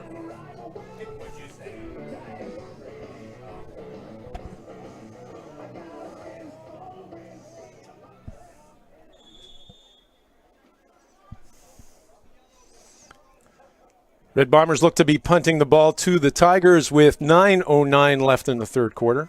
Time being very much on the Red Bomber side. Field position and time is one of the tools that Coach Sturgeon's going to be using. Good punt coming up. Nice and high, not too deep. Taken easily by the Tigers. I don't see any flags on the play. It was number 9, Matt Lawton, for the Tigers, and it's going to be first down and 10 for the Tigers with 8:49 in the third quarter. Score is Red Bombers 22, Dalhousie Tigers 6. Before he's brought down by Blake Langell. Good crowd here today, as it should be for a final, with the Reds' brand new field looking as spectacular as the day looks.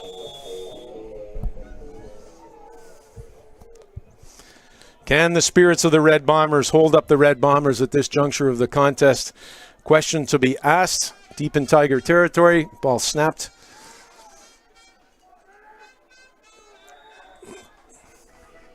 And number 21, Javier Reyes Landry, The workhorse for the Tigers making a 5-yard gain for second down and 5. Personnel change for the Tigers for their second down play.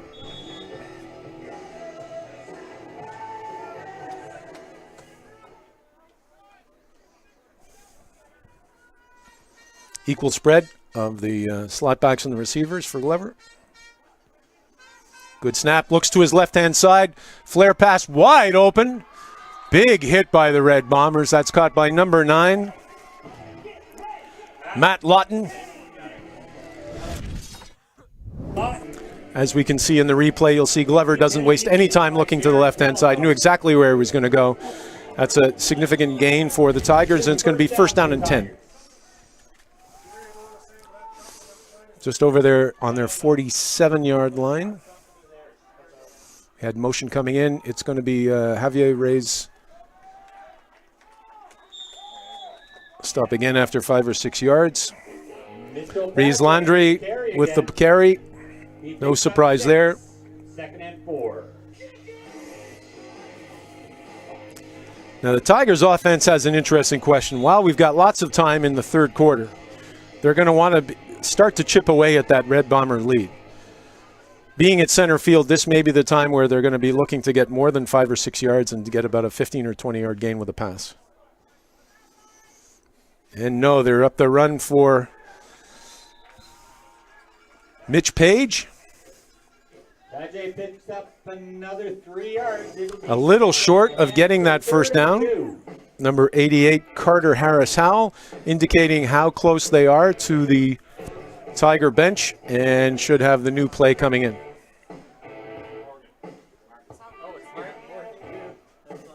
And it looks like there's a timeout on the field. Hi, I'm Donnie Davis, and I played quarterback for the old UNB Red Bombers back in the 70s, and then I coached for probably 5-6 years after that. Anyway, go Bombers, go, and have a great game. And as we just saw, we had a quarterback from the 1970s of Red Bombers, Donnie Davis, who not only was a significant quarterback for the Red Bombers, but was one of the founders of the FHS football program, and a spectacular athlete in his own right. And thanks for Donnie for helping out to do those promos for Red Bombers Football Club. So it's third down. A little more than a yard to go.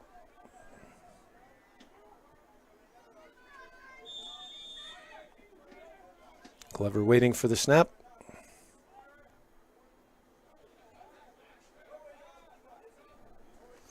Looks downfield, down the middle again to his usual target, number 6. That's Aiden Keefe. A lot of pressure, but he gets the pass complete to Aiden Keefe. So Tigers marching. It's got to be a question for the Red Bombers defense as these quick little hitch passes to the left-hand side and up the middle by the Tigers seem to be quite successful. We haven't seen the screen passes that Tigers were successful with in the second quarter. We'll see if any more of those come up, especially if the Bombers start to blitz. Matt Page is the running back. Stopped quickly by number 40. Cameron Hayward by the Red Bombers. So for a small gain, about 2 to 3 yards, it's going to be second down for the Tigers.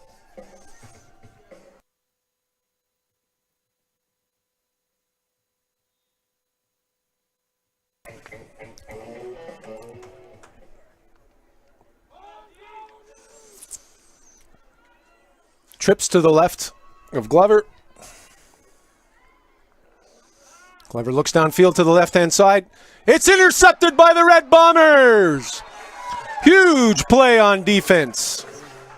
Looks like number 33 was able to bring it in. Pass is tipped and picked off by Jordan Colpitts. Jordan Colpitts received that tip off of the hands of the Tigers. Let's look at the replay. You'll see Glover look to the left-hand side.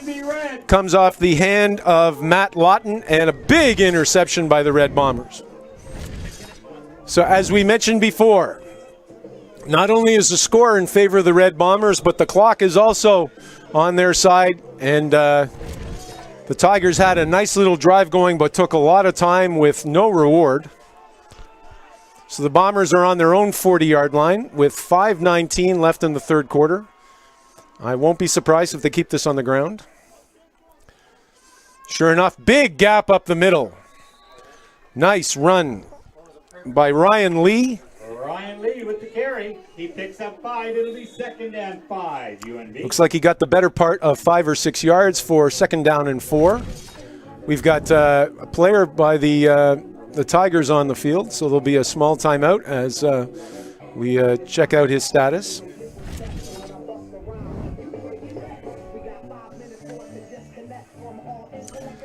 So again, I want to remind you how even these teams were.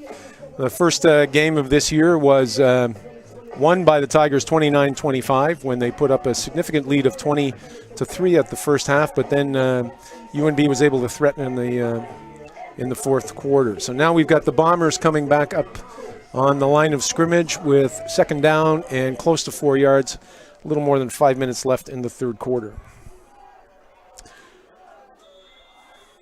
Sturgeon waiting for the snap. Set up for the counterplay. Sturgeon's a keeper. He's got wide open on the left-hand side. He's met quickly by number 18. He's close to the first down over his own 50-yard line. I got a sneaking suspicion they'll give that to him. Hunter Sturgeon keeps.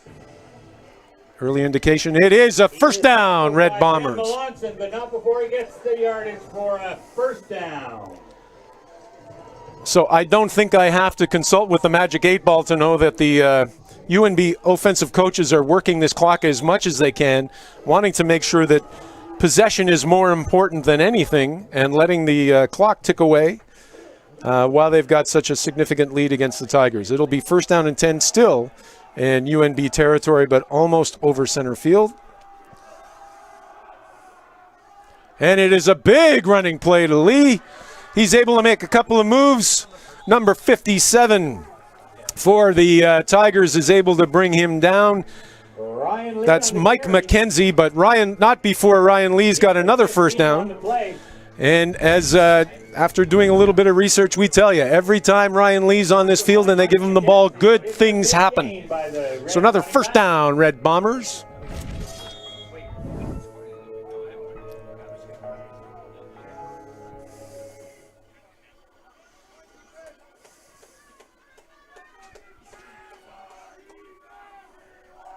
Solid snap.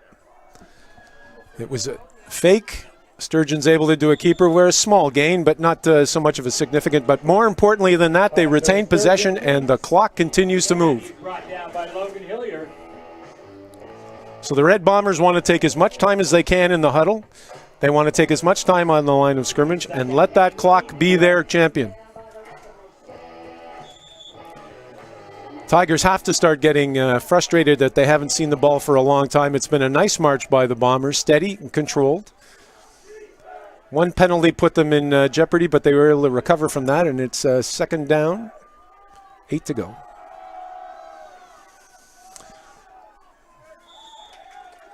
Little stutter to Lee for the dive up the middle. Small gain, so an interesting choice by the Red Bombers. Are they going to try and go for the first down, or are they going to work on field position? I think the coaching staff has selected the latter. But time continues to tick away. Looks like no gain on the play. It'll be 3rd and 7.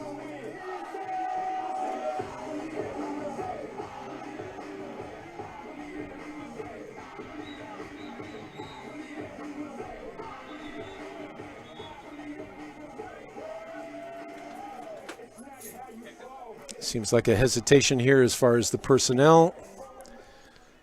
UNB is going to want the head referee to whistle time in as quick as he can.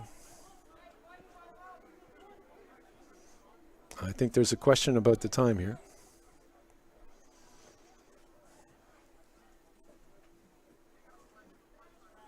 Oh, it looks like there's an equipment problem.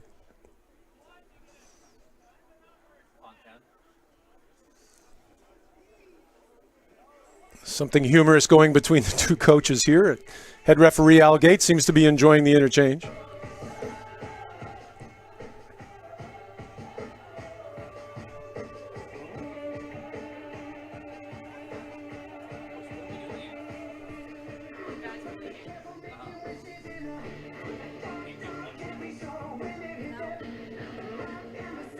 Well, we're doing a quick tape-up job. on Aiden Keefe.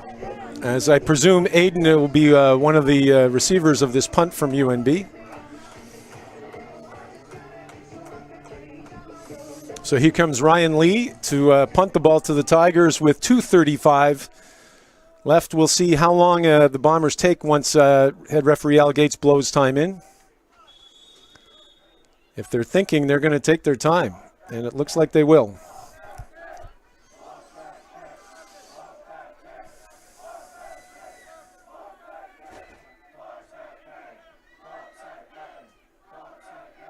Good snap. Ryan Lee, good kick to the left-hand corner, putting the Tigers deep. He's able to make fairly good gains, but still deep in Tiger territory, outside their own 25. It'll be first down and 10 for the Tigers with 2:10 left in the third quarter.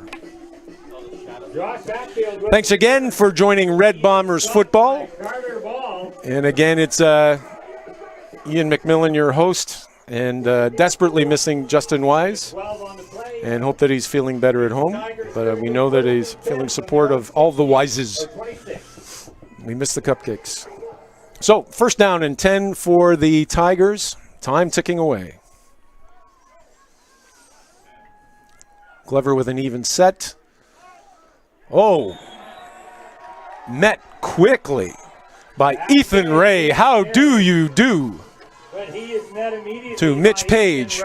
Loss on the play, be second down. 2 on the play, it'll be second and 12. Let's make some noise for your defense, Brendan.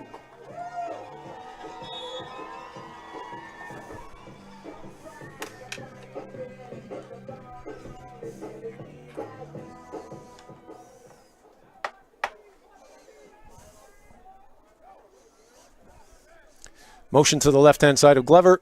Glover looks downfield to his left-hand side, down deep. Oh, big pass, no flag on the play. It was intended, as always, for Matt Lawton, but it was incomplete. Third down. We're going to see on the replay, you'll see Glover looks right away at Lawton. Nice throw.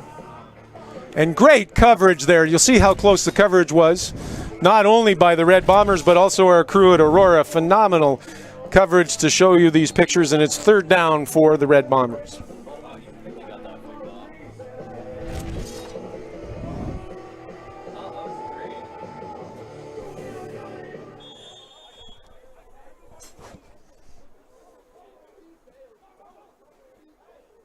Oh, bit of a skip on the snap. And a Shankosaurus to the left-hand side and out of bounds on the 46, 47-yard line inside Tiger territory. First down and 10 for the Red Bombers with a little more than 1 minute left in the third quarter.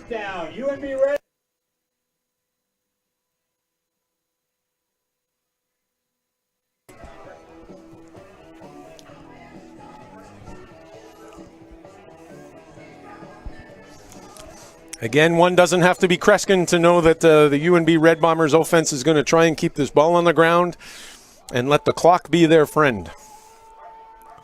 Tigers defense is going to have to be clawing and grabbing to look for fumbles and interceptions at this joint. It's a running play for Lee right up the middle. Hard contact, 32 to meet 32, and he's down at the 40-yard line of the Tigers. Looks like about an 7-yard gain, second down. He's tackled by Jeremy Miller, but not before he picks up 7. It'll be second and 3 for the Reds. So Ryan Lee met his equal number Jeremy Miller on that play, and it's second down. Lots of opportunities, lots of options for the Red Bombers. I'll give you a 90% chance this is going to be a running play. And it is. Ryan Lee again.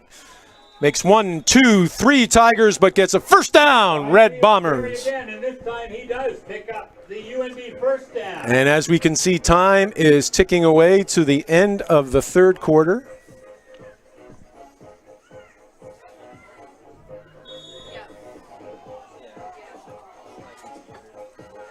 And the officials are going to let one more play happen in the third quarter. First down and 10. Bet the farm, this is a running play. It is Lee again to the left-hand side. Flag on the play with the head referee. I'm guessing it's a hold. With the carry brought down by Logan Hilliard. It's not a hold. It looks like it's a block below the knees, which again is considered dangerous.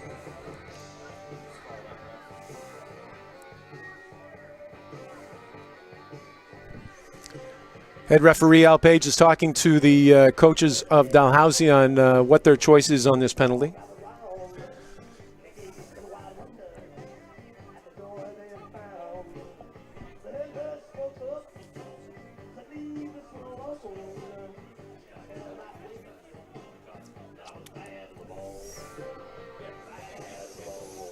Head referee talking to the Dalhousie captains to talk about their options on this penalty.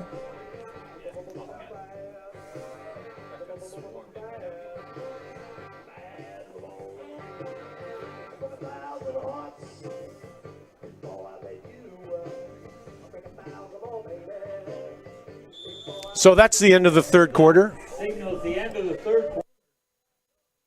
Hi, I'm Marty Flynn. I played for the UMB Red Bombers from 74 to 77 and again in 79. I was a wide receiver, and you're watching Red Bomber football live. And that was Marty Flynn, who was a receiver with the Red Bombers, and you can see that the well-worn jersey and still filling it out as he did as a player when he was in the 1970s. Thanks, Marty. So trying to see what has transpired from that initial penalty from the Red Bombers, as their officials are making sure that with the change of ends, and I think they're going to mark off this penalty now.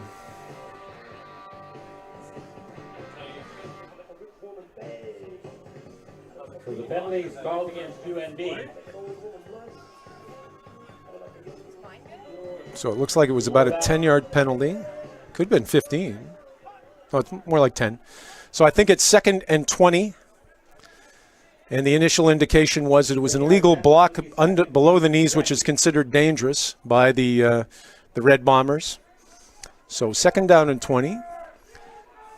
Very start of the fourth and final quarter of this Atlantic Football League championship game.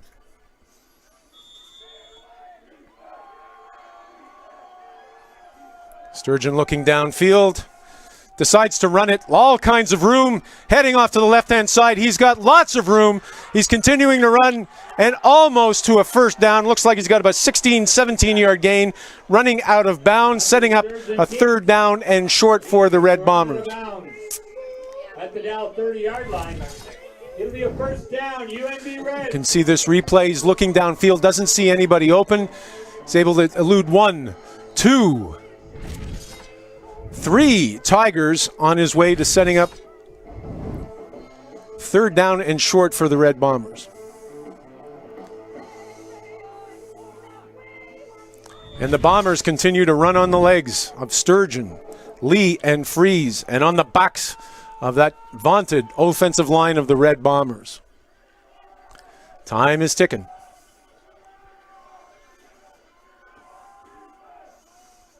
Sturgeon decides to keep, goes to the left-hand side.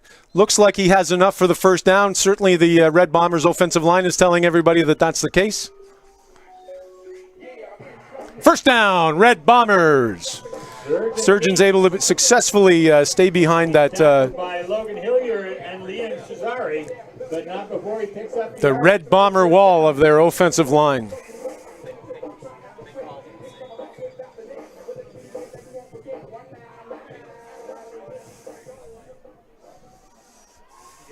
The options are running away of the Tigers as the time ticks away, being down 22-6 to these Red Bombers. First down, balls to Freeze. He's able to find a gap to the left-hand side.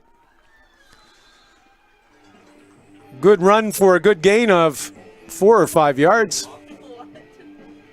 John Freeze with the carry. Coach Sturgeon sending out number 18, Sebastian Brown, with the next play for the Red Bombers. Time continues to tick with 13:25 left in the game.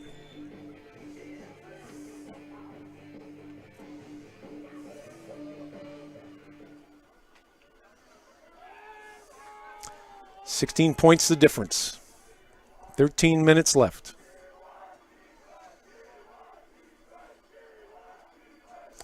We've got motion on the line of scrimmage. Flags on the play. Ryan Lee with the carry. He's wrapped up immediately. Early indication it's offside against Dalhousie. Got to be frustrating for that Dalhousie coaching staff. They do not need those errors at this juncture. They need to get that ball back. More importantly, they need to make sure that UNB is not going to score on this play. We've got one of the Dal players that are under distress. And I got a sneaking suspicion we may have a change at quarterback. Offside against the Tigers. Noah Dominy coming into the field. I don't think he's going to go at quarterback, but being the backup quarterback, he's come in for a play. 3rd and 1.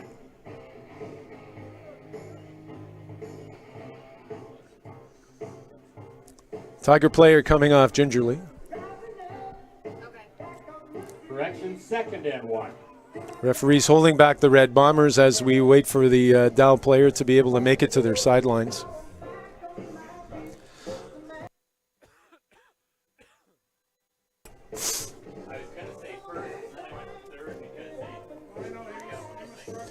So it's 2nd down and short.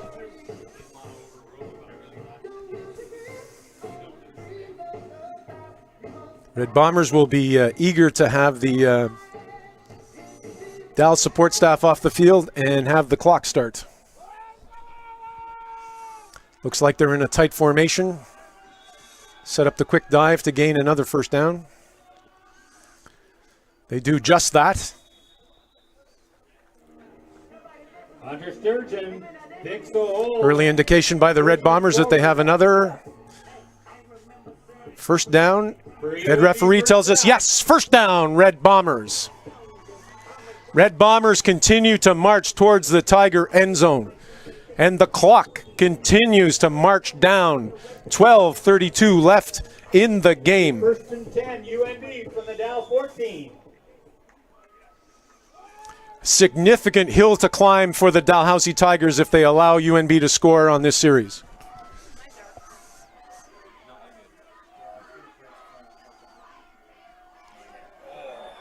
Trouble with the interchange, and Ryan Lee's taken down immediately by the Dalhousie Tiger tacklers. Number 15, Max Parker, an initial one in that tackle. It's going to be 2nd down. He is crushed by Roddy Fitzpatrick. So Lee was a little shaken up on the play, but none the worse for wear. Here comes John Freeze. Not to mention Nick Parker.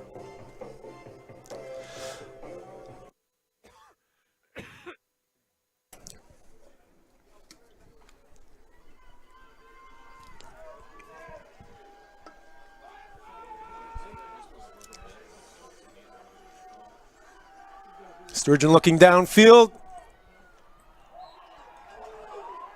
Incomplete on the play, very close. Referee says that the ball skipped before. Let's see if we've got a replay on that. No surprise we do. You can see Sturgeon looks to the left-hand side. Sebastian Brown close to being able to bring that in, which would have been a huge touchdown for the Red Bombers, but the official says it's incomplete. That'll bring up 3rd down and 10. And we've got our field level shot. And 11. Oh, fantastic. Well done, Aurora Productions, on giving us that 2nd view, but we've got 3rd down and 11.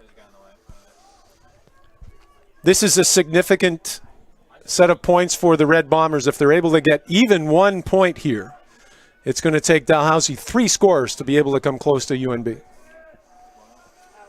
Attempt for a three-point field goal. Ball is up. Officials tell us, I don't know what they're telling us.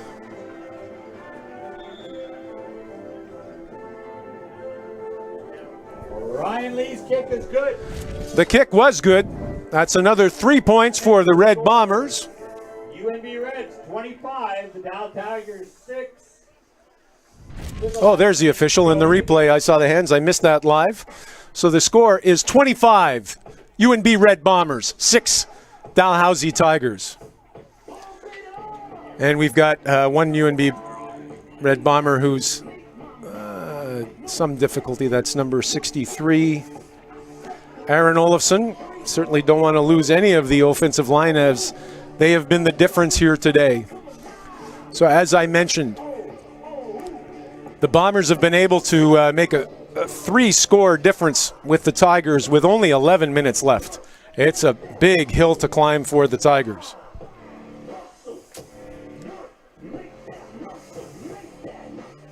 So as we mentioned at the beginning, on the history books of this final, it's been written on the legs of Sturgeon, on the legs of Lee, on the legs of Freeze, and on the backs of the offensive line of UNB, making the difference. Not to mention a couple of interceptions by the defense. Here comes Glover looking downfield. Number 6, he was down right away because he caught it with his knees down, but that was a good pass to Aiden Keefe. And there's a flag on the play. There is a flag after the play.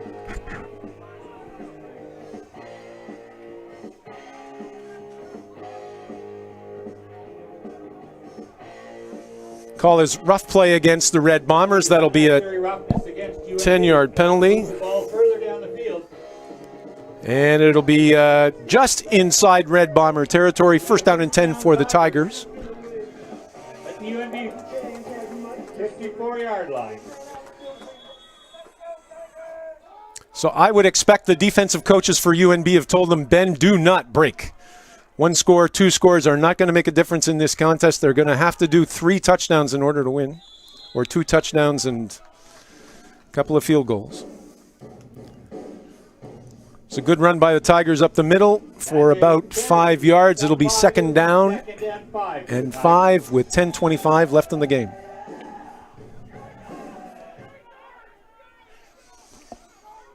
Tigers are ready. Early motion. Glover looks downfield. Quick flare pass again to his favorite target, number 6. Aiden Keefe. It's either Aiden Keefe or Matt Lawton. They're getting all the throws from Glover. So good drive for the Tigers with a couple of first downs and also a rough play penalty. But if they keep the ball inside the hash marks, the clock continues to tick.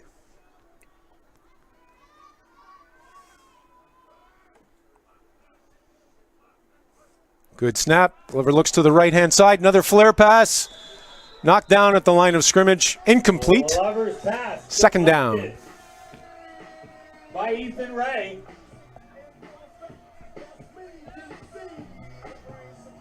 That'll bring up second down and 10 for the Tigers.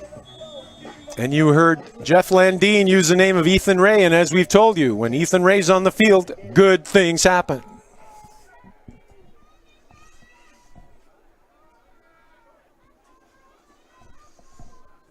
Good snap to Glover, motion to the left-hand side.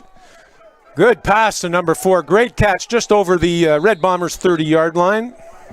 Glover's pass complete. That's Colton Allen was the receiver. And if I'm not mistaken, I think that was maybe not the first reception, but not more than the second, as I think he set up a couple of those bubble screens. But it'll be first down and 10 for the Tigers just inside the Red Bomber 30-yard line with 8:53 left in the game. Everyone's set wide in the Dalhousie Tiger offense. Glover looks to the right-hand side. Number 88 wide open, and every opportunity for an interception by the Red Bombers, but it go through the hands of number 25, Daniel Lavick. That might have been the end for the Tigers if Lavick was able to find the handle on that, but I believe it's going to be second down and 10.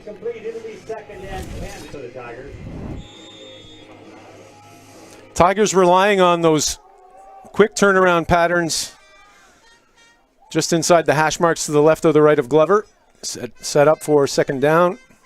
Looking again. Left-hand side deep into the end zone. Wide open. Touchdown, Tigers.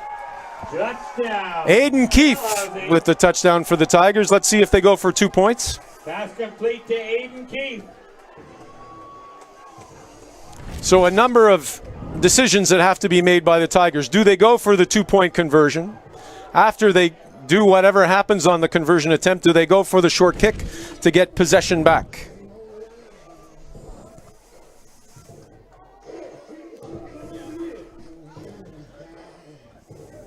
It looks like they're setting up for a kick, but I'm sure the Red Bomber defense is ready for any eventuality, as with 3 scores having to be made, they're going to have to get more than 1 point on this. Easy conversion. 1 point is good for the Tigers. So the score is now 25 for the Red Bombers, 13 for Dalhousie Tigers. And Justin, I'm sure you're asking, and no, the ball did not get to the blockhouse on that conversion attempt. So we've got 8:21 left in the game of this Atlantic Football League final. Perfect day at BMO Field at UNB Fredericton campus, overlooking the beautiful St. John River Valley. Wish you were here with us. Thanks to everybody for joining us, whether you're UNB alumni, UNB Red Bomber fans, and especially the Dalhousie Tiger fans. Now, I wonder if the Red Bombers hand squad is ready with 8:21 left, if the Tigers are going to give the ball back to the Red Bombers or try and do some trickery to be able to regain possession of the ball. No, it's a full kick downfield. Hoyt takes the ball. Nice easy run up the field. He's able to make huge gains. Continues to run almost into Tiger territory, just shy of the Red Bomber 50-yard line. Not what the Tigers wanted to see. Great gains by Hoyt, and first down and 10, Red Bombers.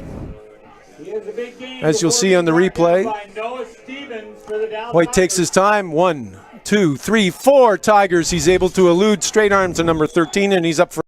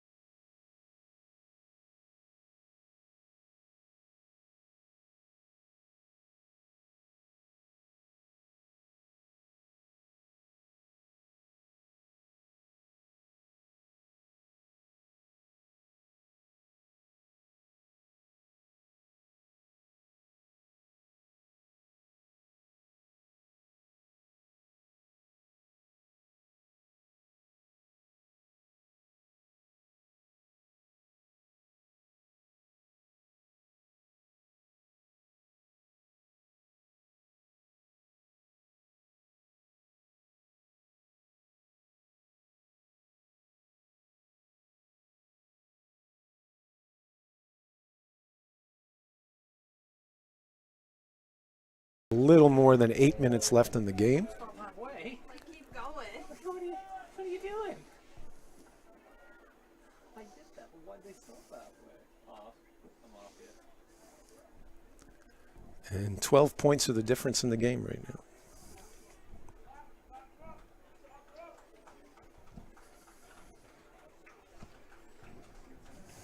Yeah. Oh yeah, I said something. All right, we're all set to get back into the action. Sturgeon and shotgun. Oh my goodness. They tried for the bubble screen, was not on target to Dom Hall. So not only was that close to an interception, but also stops the clock.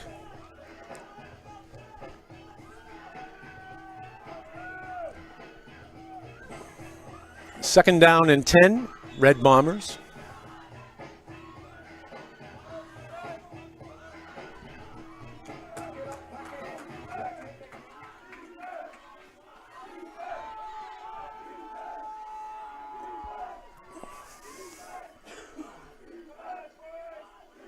Motion to the right-hand side of Sturgeon. He's looking downfield again. Keeps. He's able to break out to the right-hand side. He eludes 5, 6 Tigers, brought down. Only about a 4 or 5 yard gain. It's going to be third down. And there wasn't a lot of consideration made as to whether they were going to try for that, get that first down. It looks like they're going to punt to the Tigers with 7:20 left in the game. 25-13 is the score, 12 points the difference. So no question, The Tigers are going to have to score 2 touchdowns.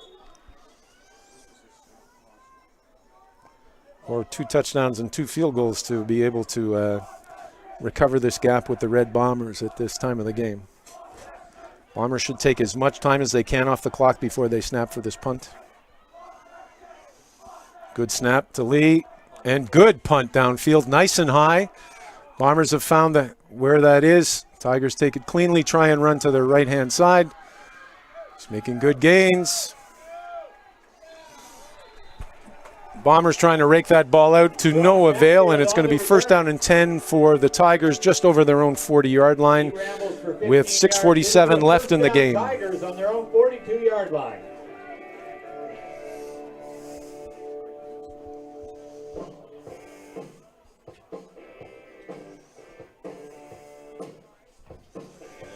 So 6 minutes to find out the final nature of this championship game. Motion to the line, looking for the bubble screen again. Quick tackle and a flag on the play. Pass complete to Colton Allen. Ball came out, but I don't think it necessarily is going to be a loss of possession. The early indication is a face mask penalty against the Red Bombers. Not what the Red Bombers coaches want to see. They do not need any errors like that to allow the Tigers that much closer towards the Red Bomber goal line.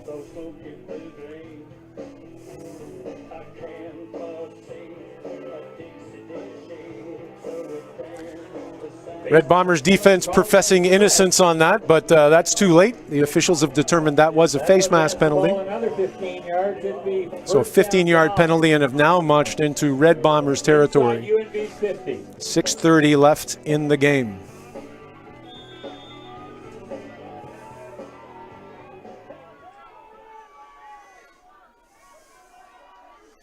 Tigers offense set now. Motion coming up. Another bubble screen. Number 4, Colton Allen, was able to take that pass. Colton Allen with the reception. Tigers are doing well with those bubble screens, but they're not getting a lot of yardage, and they're not getting out of bounds, and it's allowing the clock to continue to tick.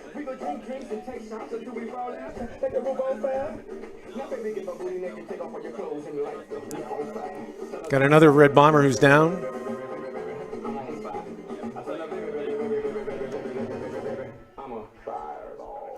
That's Justin Ellingwood. Doesn't look like he's too shaken up. Tiger coaches are talking to Glover now.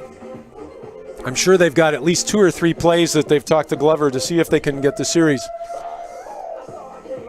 It's not only that the Tigers have to score again, but the Tigers have to score soon.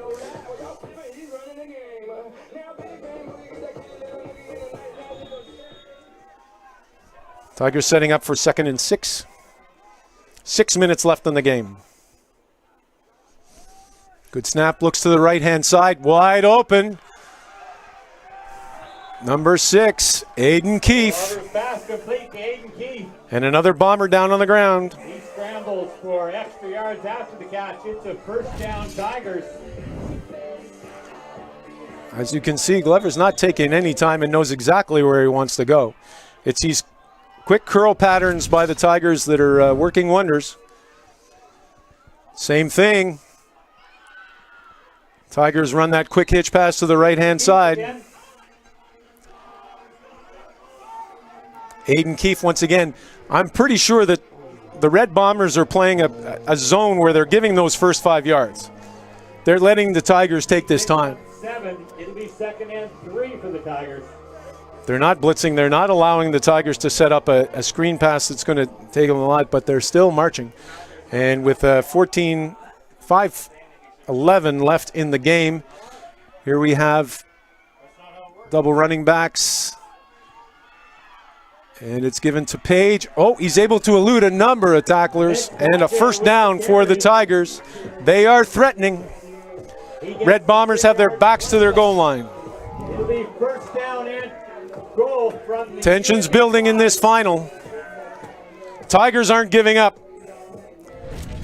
Red Bombers have a 12-point advantage, but it looks like it's dwindling.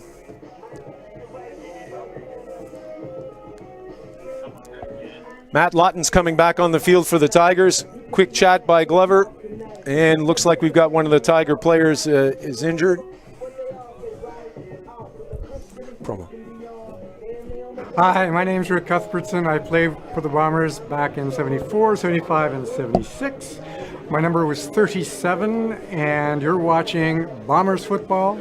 Go Bombers.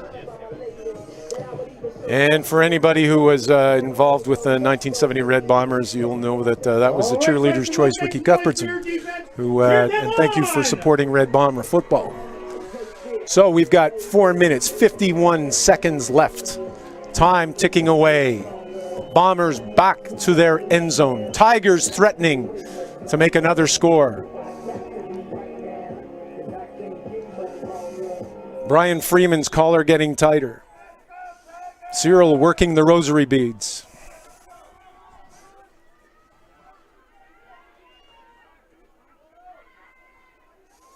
Oh, it looks like they were trying to do a running play. Quick pass into the end zone. Don't see. Touchdown, Tigers! Looks like a broken play by the Tigers, but Glover was able to bring it home with a pass deep in the end zone. Let's see who was able to bring it in. Big catch by number 80, Fergus Dogatron. Now, let's see what they're going for the extra point. So it's 25-19. With the extra point, that'll bring them 5 points away. So 5 points, 4 points, not going to make the difference on this game. And looks like the kick is good. Conversion is up. That makes the score 25 Red Bombers, 20 Dalhousie University Tigers. And no, Justin, the ball did not make it to the clubhouse. So with 4 minutes, 33 seconds left. Difference of 5 points. Dalhousie will be kicking off to the UNB Red Bombers. Tension builds. Are the Bombers going to be able to hold on to this victory? Are the Tigers going to be able to gain possession and get the 5 points, the 6 points that they need to be victorious? Each team, when they played against each other, have each won one Atlantic Football League, so this will be the rubber match of that contest. UNB has won 5 Moosehead Cups. Dalhousie's won 3 Moosehead Cups. If Dalhousie's able to make this comeback, they'll able to equalize UNB. If UNB's able to hold on to the victory, they're going to be ahead of everyone as far as the Moosehead Cups. And look at the amount of people that are 10 yards away from this ball, anticipating that there's going to be a short kick from Dalhousie. Nobody in between the 10 players up at the center yard line and the 2 players waiting to receive the ball, and we've got a timeout by UNB. Tension builds.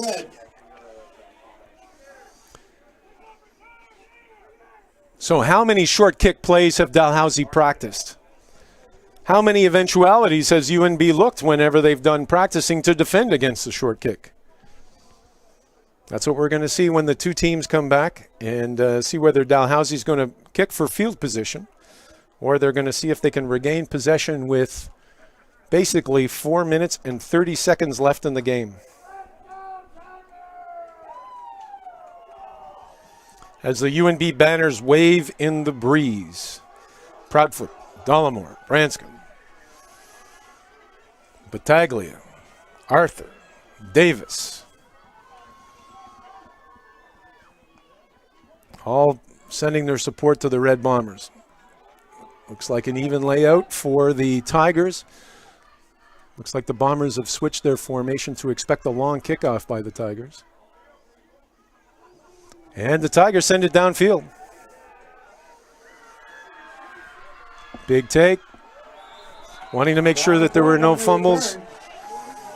Thomas Hoyt was able to bring it down, so it's the Bombers' ball. Just over their own 20-yard line with 4:29 left in the championship game. Drive starting on the 23-yard line.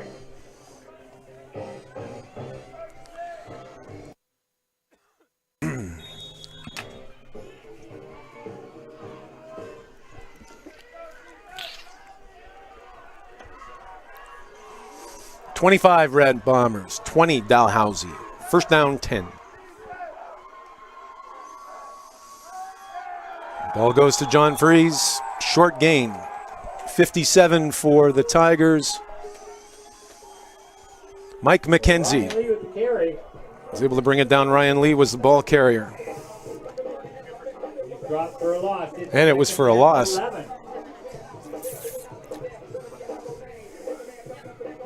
Time ticking away, but big questions for the Red Bombers. They do not want to give the ball back to the Tigers. What are they going to call to see if they can get a first down on this play? They want the clock to tick away, but they don't want an incomplete pass. What are they going to run? Good snap. Sturgeon looks downfield. And it's caught! Big play by the Red Bombers. You want to tuck that ball away. Number 18. Sebastian Brown with a huge reception for the Red Bombers and a first down. Red Bombers.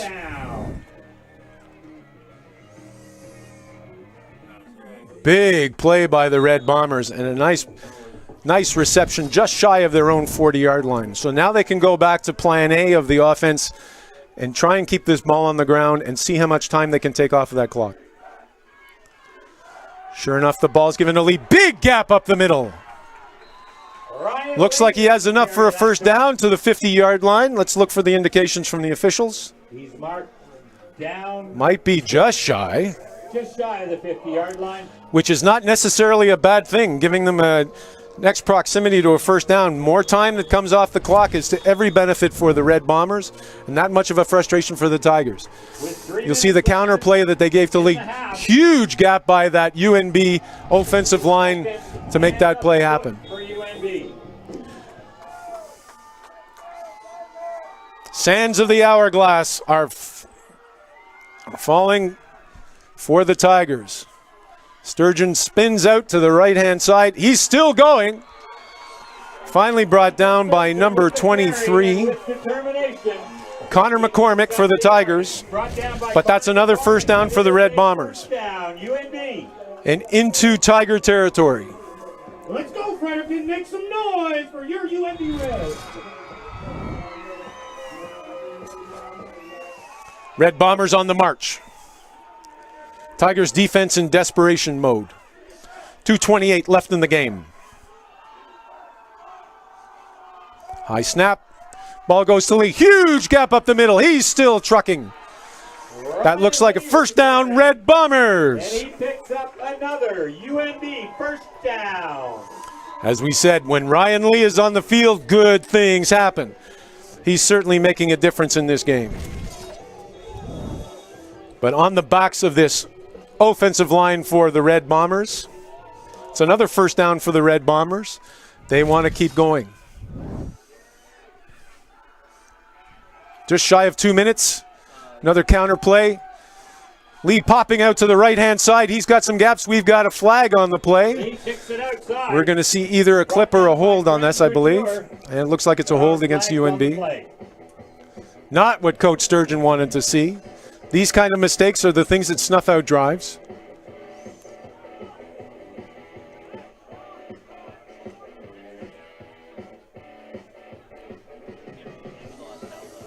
It's now 1:57 left in the game. It was a holding penalty against UNB. That should take them back 10 yards. Penalty is a holding call against UNB. That'll take them back 10 yards. It'll be 1st and 20. So again, UNB has some decisions to be made here. They do not want to put the ball in the air.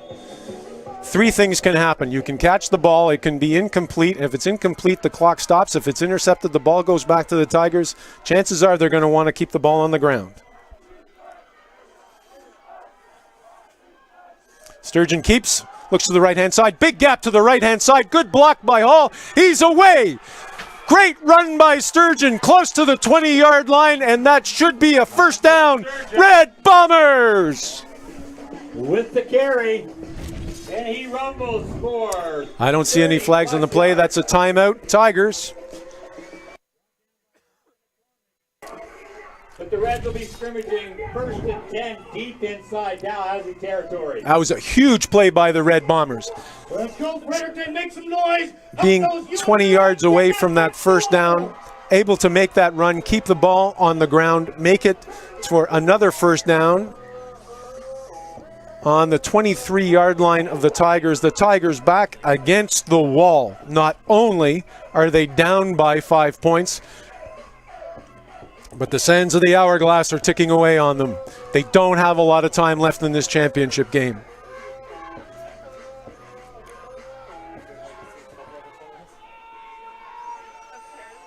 After that timeout, the clock was stopped. We'll wait for the head referee to whistle time in.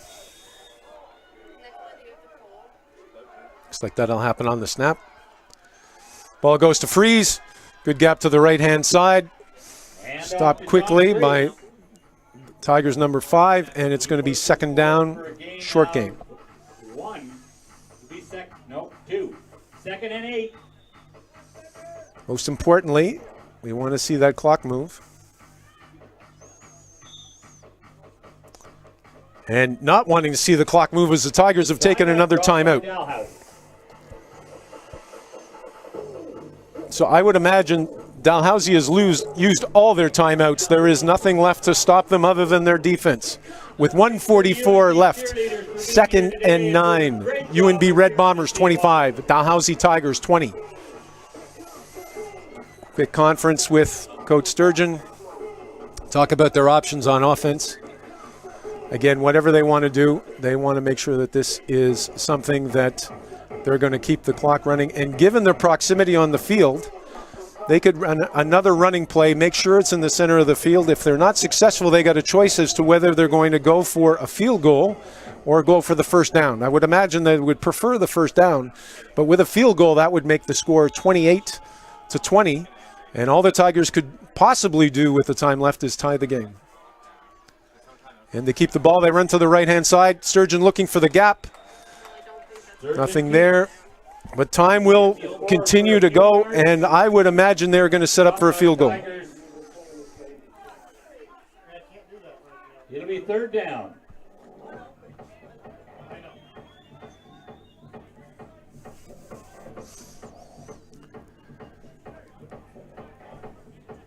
Waiting for head referee Al Gates to blow in time.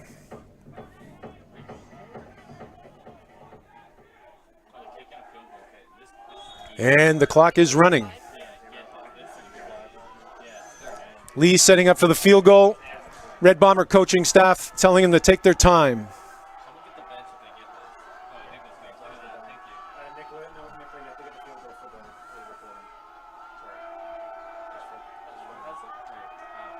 Snap is good.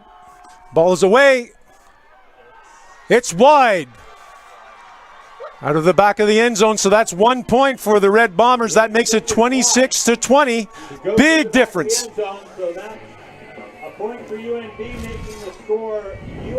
With a touchdown, Tigers can tie. With a conversion, the Tigers can still win the game. Just over a minute to go in the game.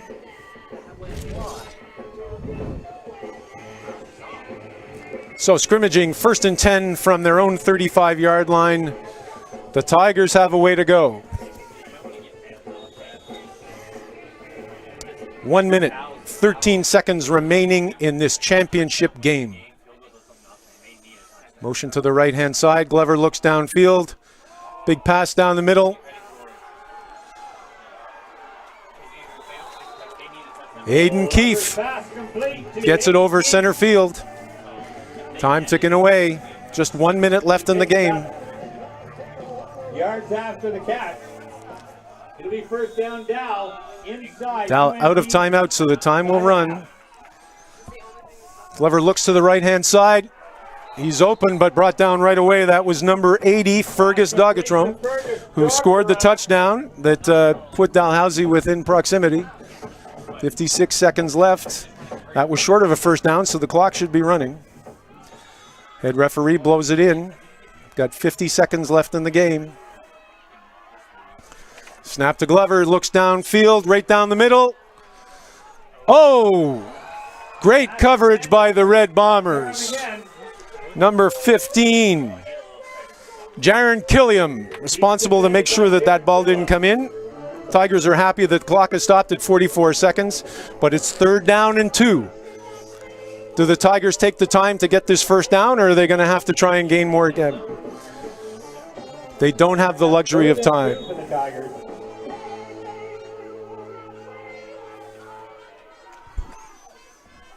Crucial plays here for the Tigers. They look like they're going to try and get that first down. Oh, that's a flag. I'm thinking this might be procedure. Play is whistled dead. Or got off. It is procedure against the Tigers. Coach Kelly's got to be really frustrated. They don't have the time to make these errors.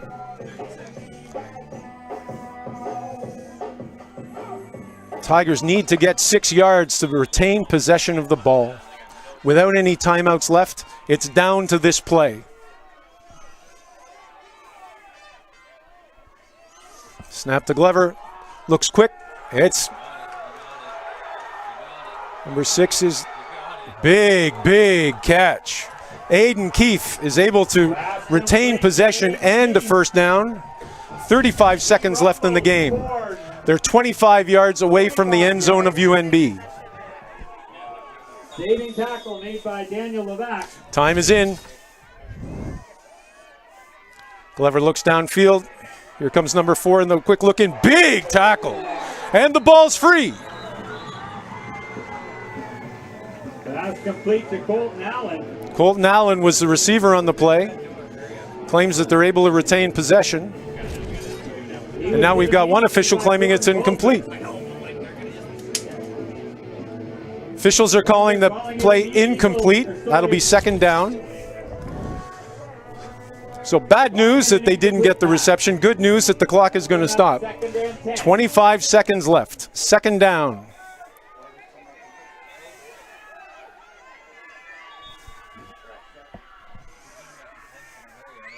Glover waiting for the snap.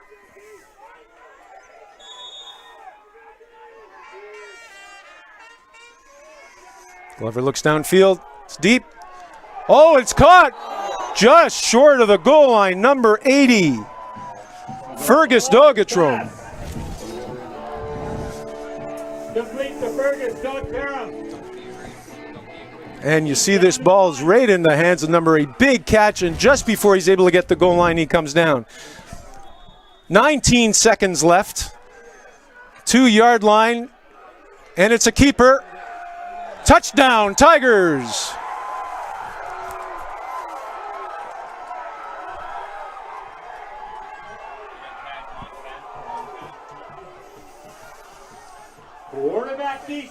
That's a tie game. 26 for the Red Bombers, 26 for the Tigers. Everything upon this conversion.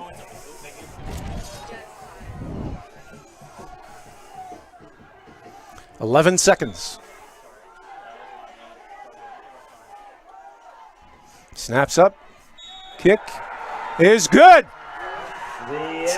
Tigers. Dow Tigers 27. UNB Reds 26. Takes the lead for the first time this game. 11 seconds left in the game.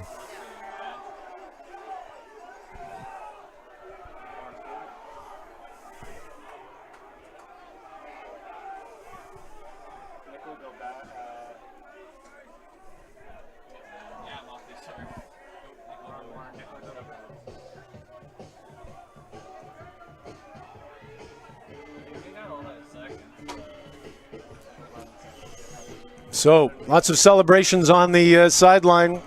Lots of recriminations on the Red Bombers line. There's only 11 seconds left. Red Bombers are going to want to down this as quick as they can and see if there's a miracle play left.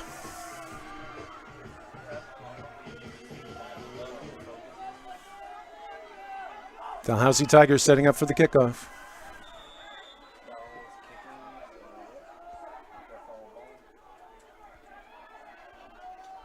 Ball's away. UNB takes the ball up the middle. He's wide.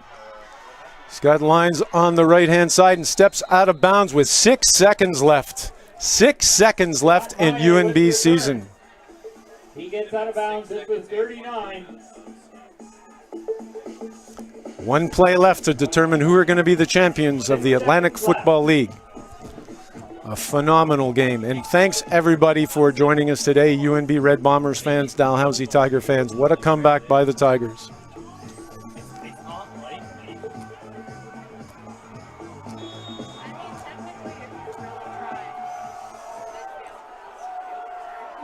Tiger fans cheering on their defense for one more defensive play. Sturgeon looks downfield. Hail Mary, way down deep, looking for Hall. Incomplete. I don't see any flags on the play. That is time. Game is over. Champions of 2022 Atlantic Football League and the winners of the Moosehead Cup are the Dalhousie Tigers from Halifax, Nova Scotia. What a game. What a huge comeback by the Dal Tigers. They were down 12 points with just 5 minutes left in this game, and they were able to come back with 2 touchdowns. Big play ended up being the 2 field goals that were missed by the Red Bombers, leaving that chance for the Tigers to be able to come back with a 1-point victory.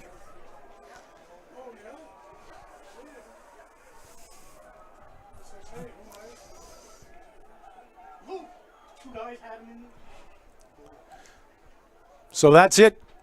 That's the end of the 2022 season. Thanks so much for joining us with your huge comeback victory by the Dalhousie Tigers, 27. UNB Red Bombers, 26. Thanks for joining us. Have a great time. We look forward to seeing you next year. This is Ian McMillan signing off.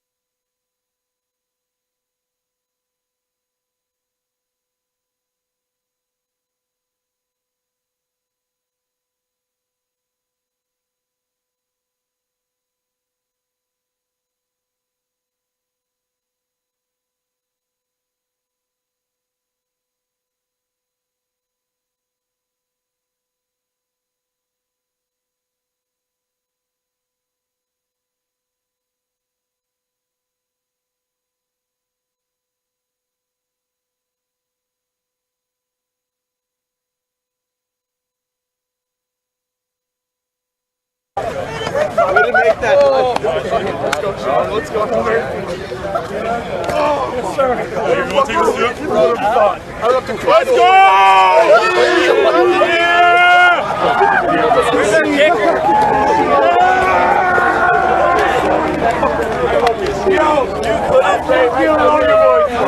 I love you, Mom!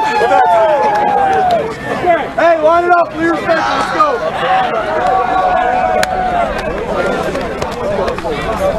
That's how you get. That's how you get.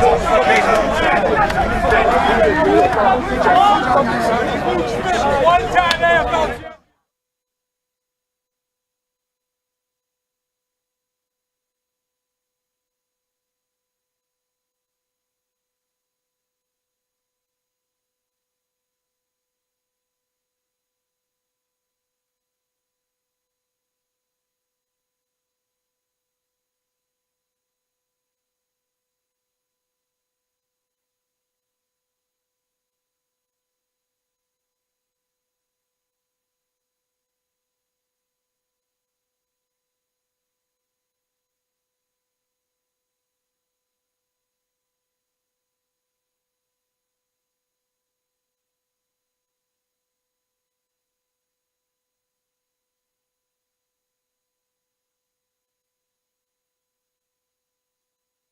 for a second, then you can go and do what you're going to do. Hey! I want you to say and remember one thing. You played a wonderful football game here. But you got to respect the game. You got to respect the teams on both sides of the ball. And you got to respect all of the people, 400 or 500, who are volunteers that make this happen for you.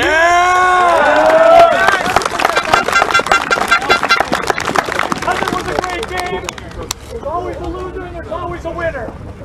So this year, the championship trophy, Captain Dalhousie plays.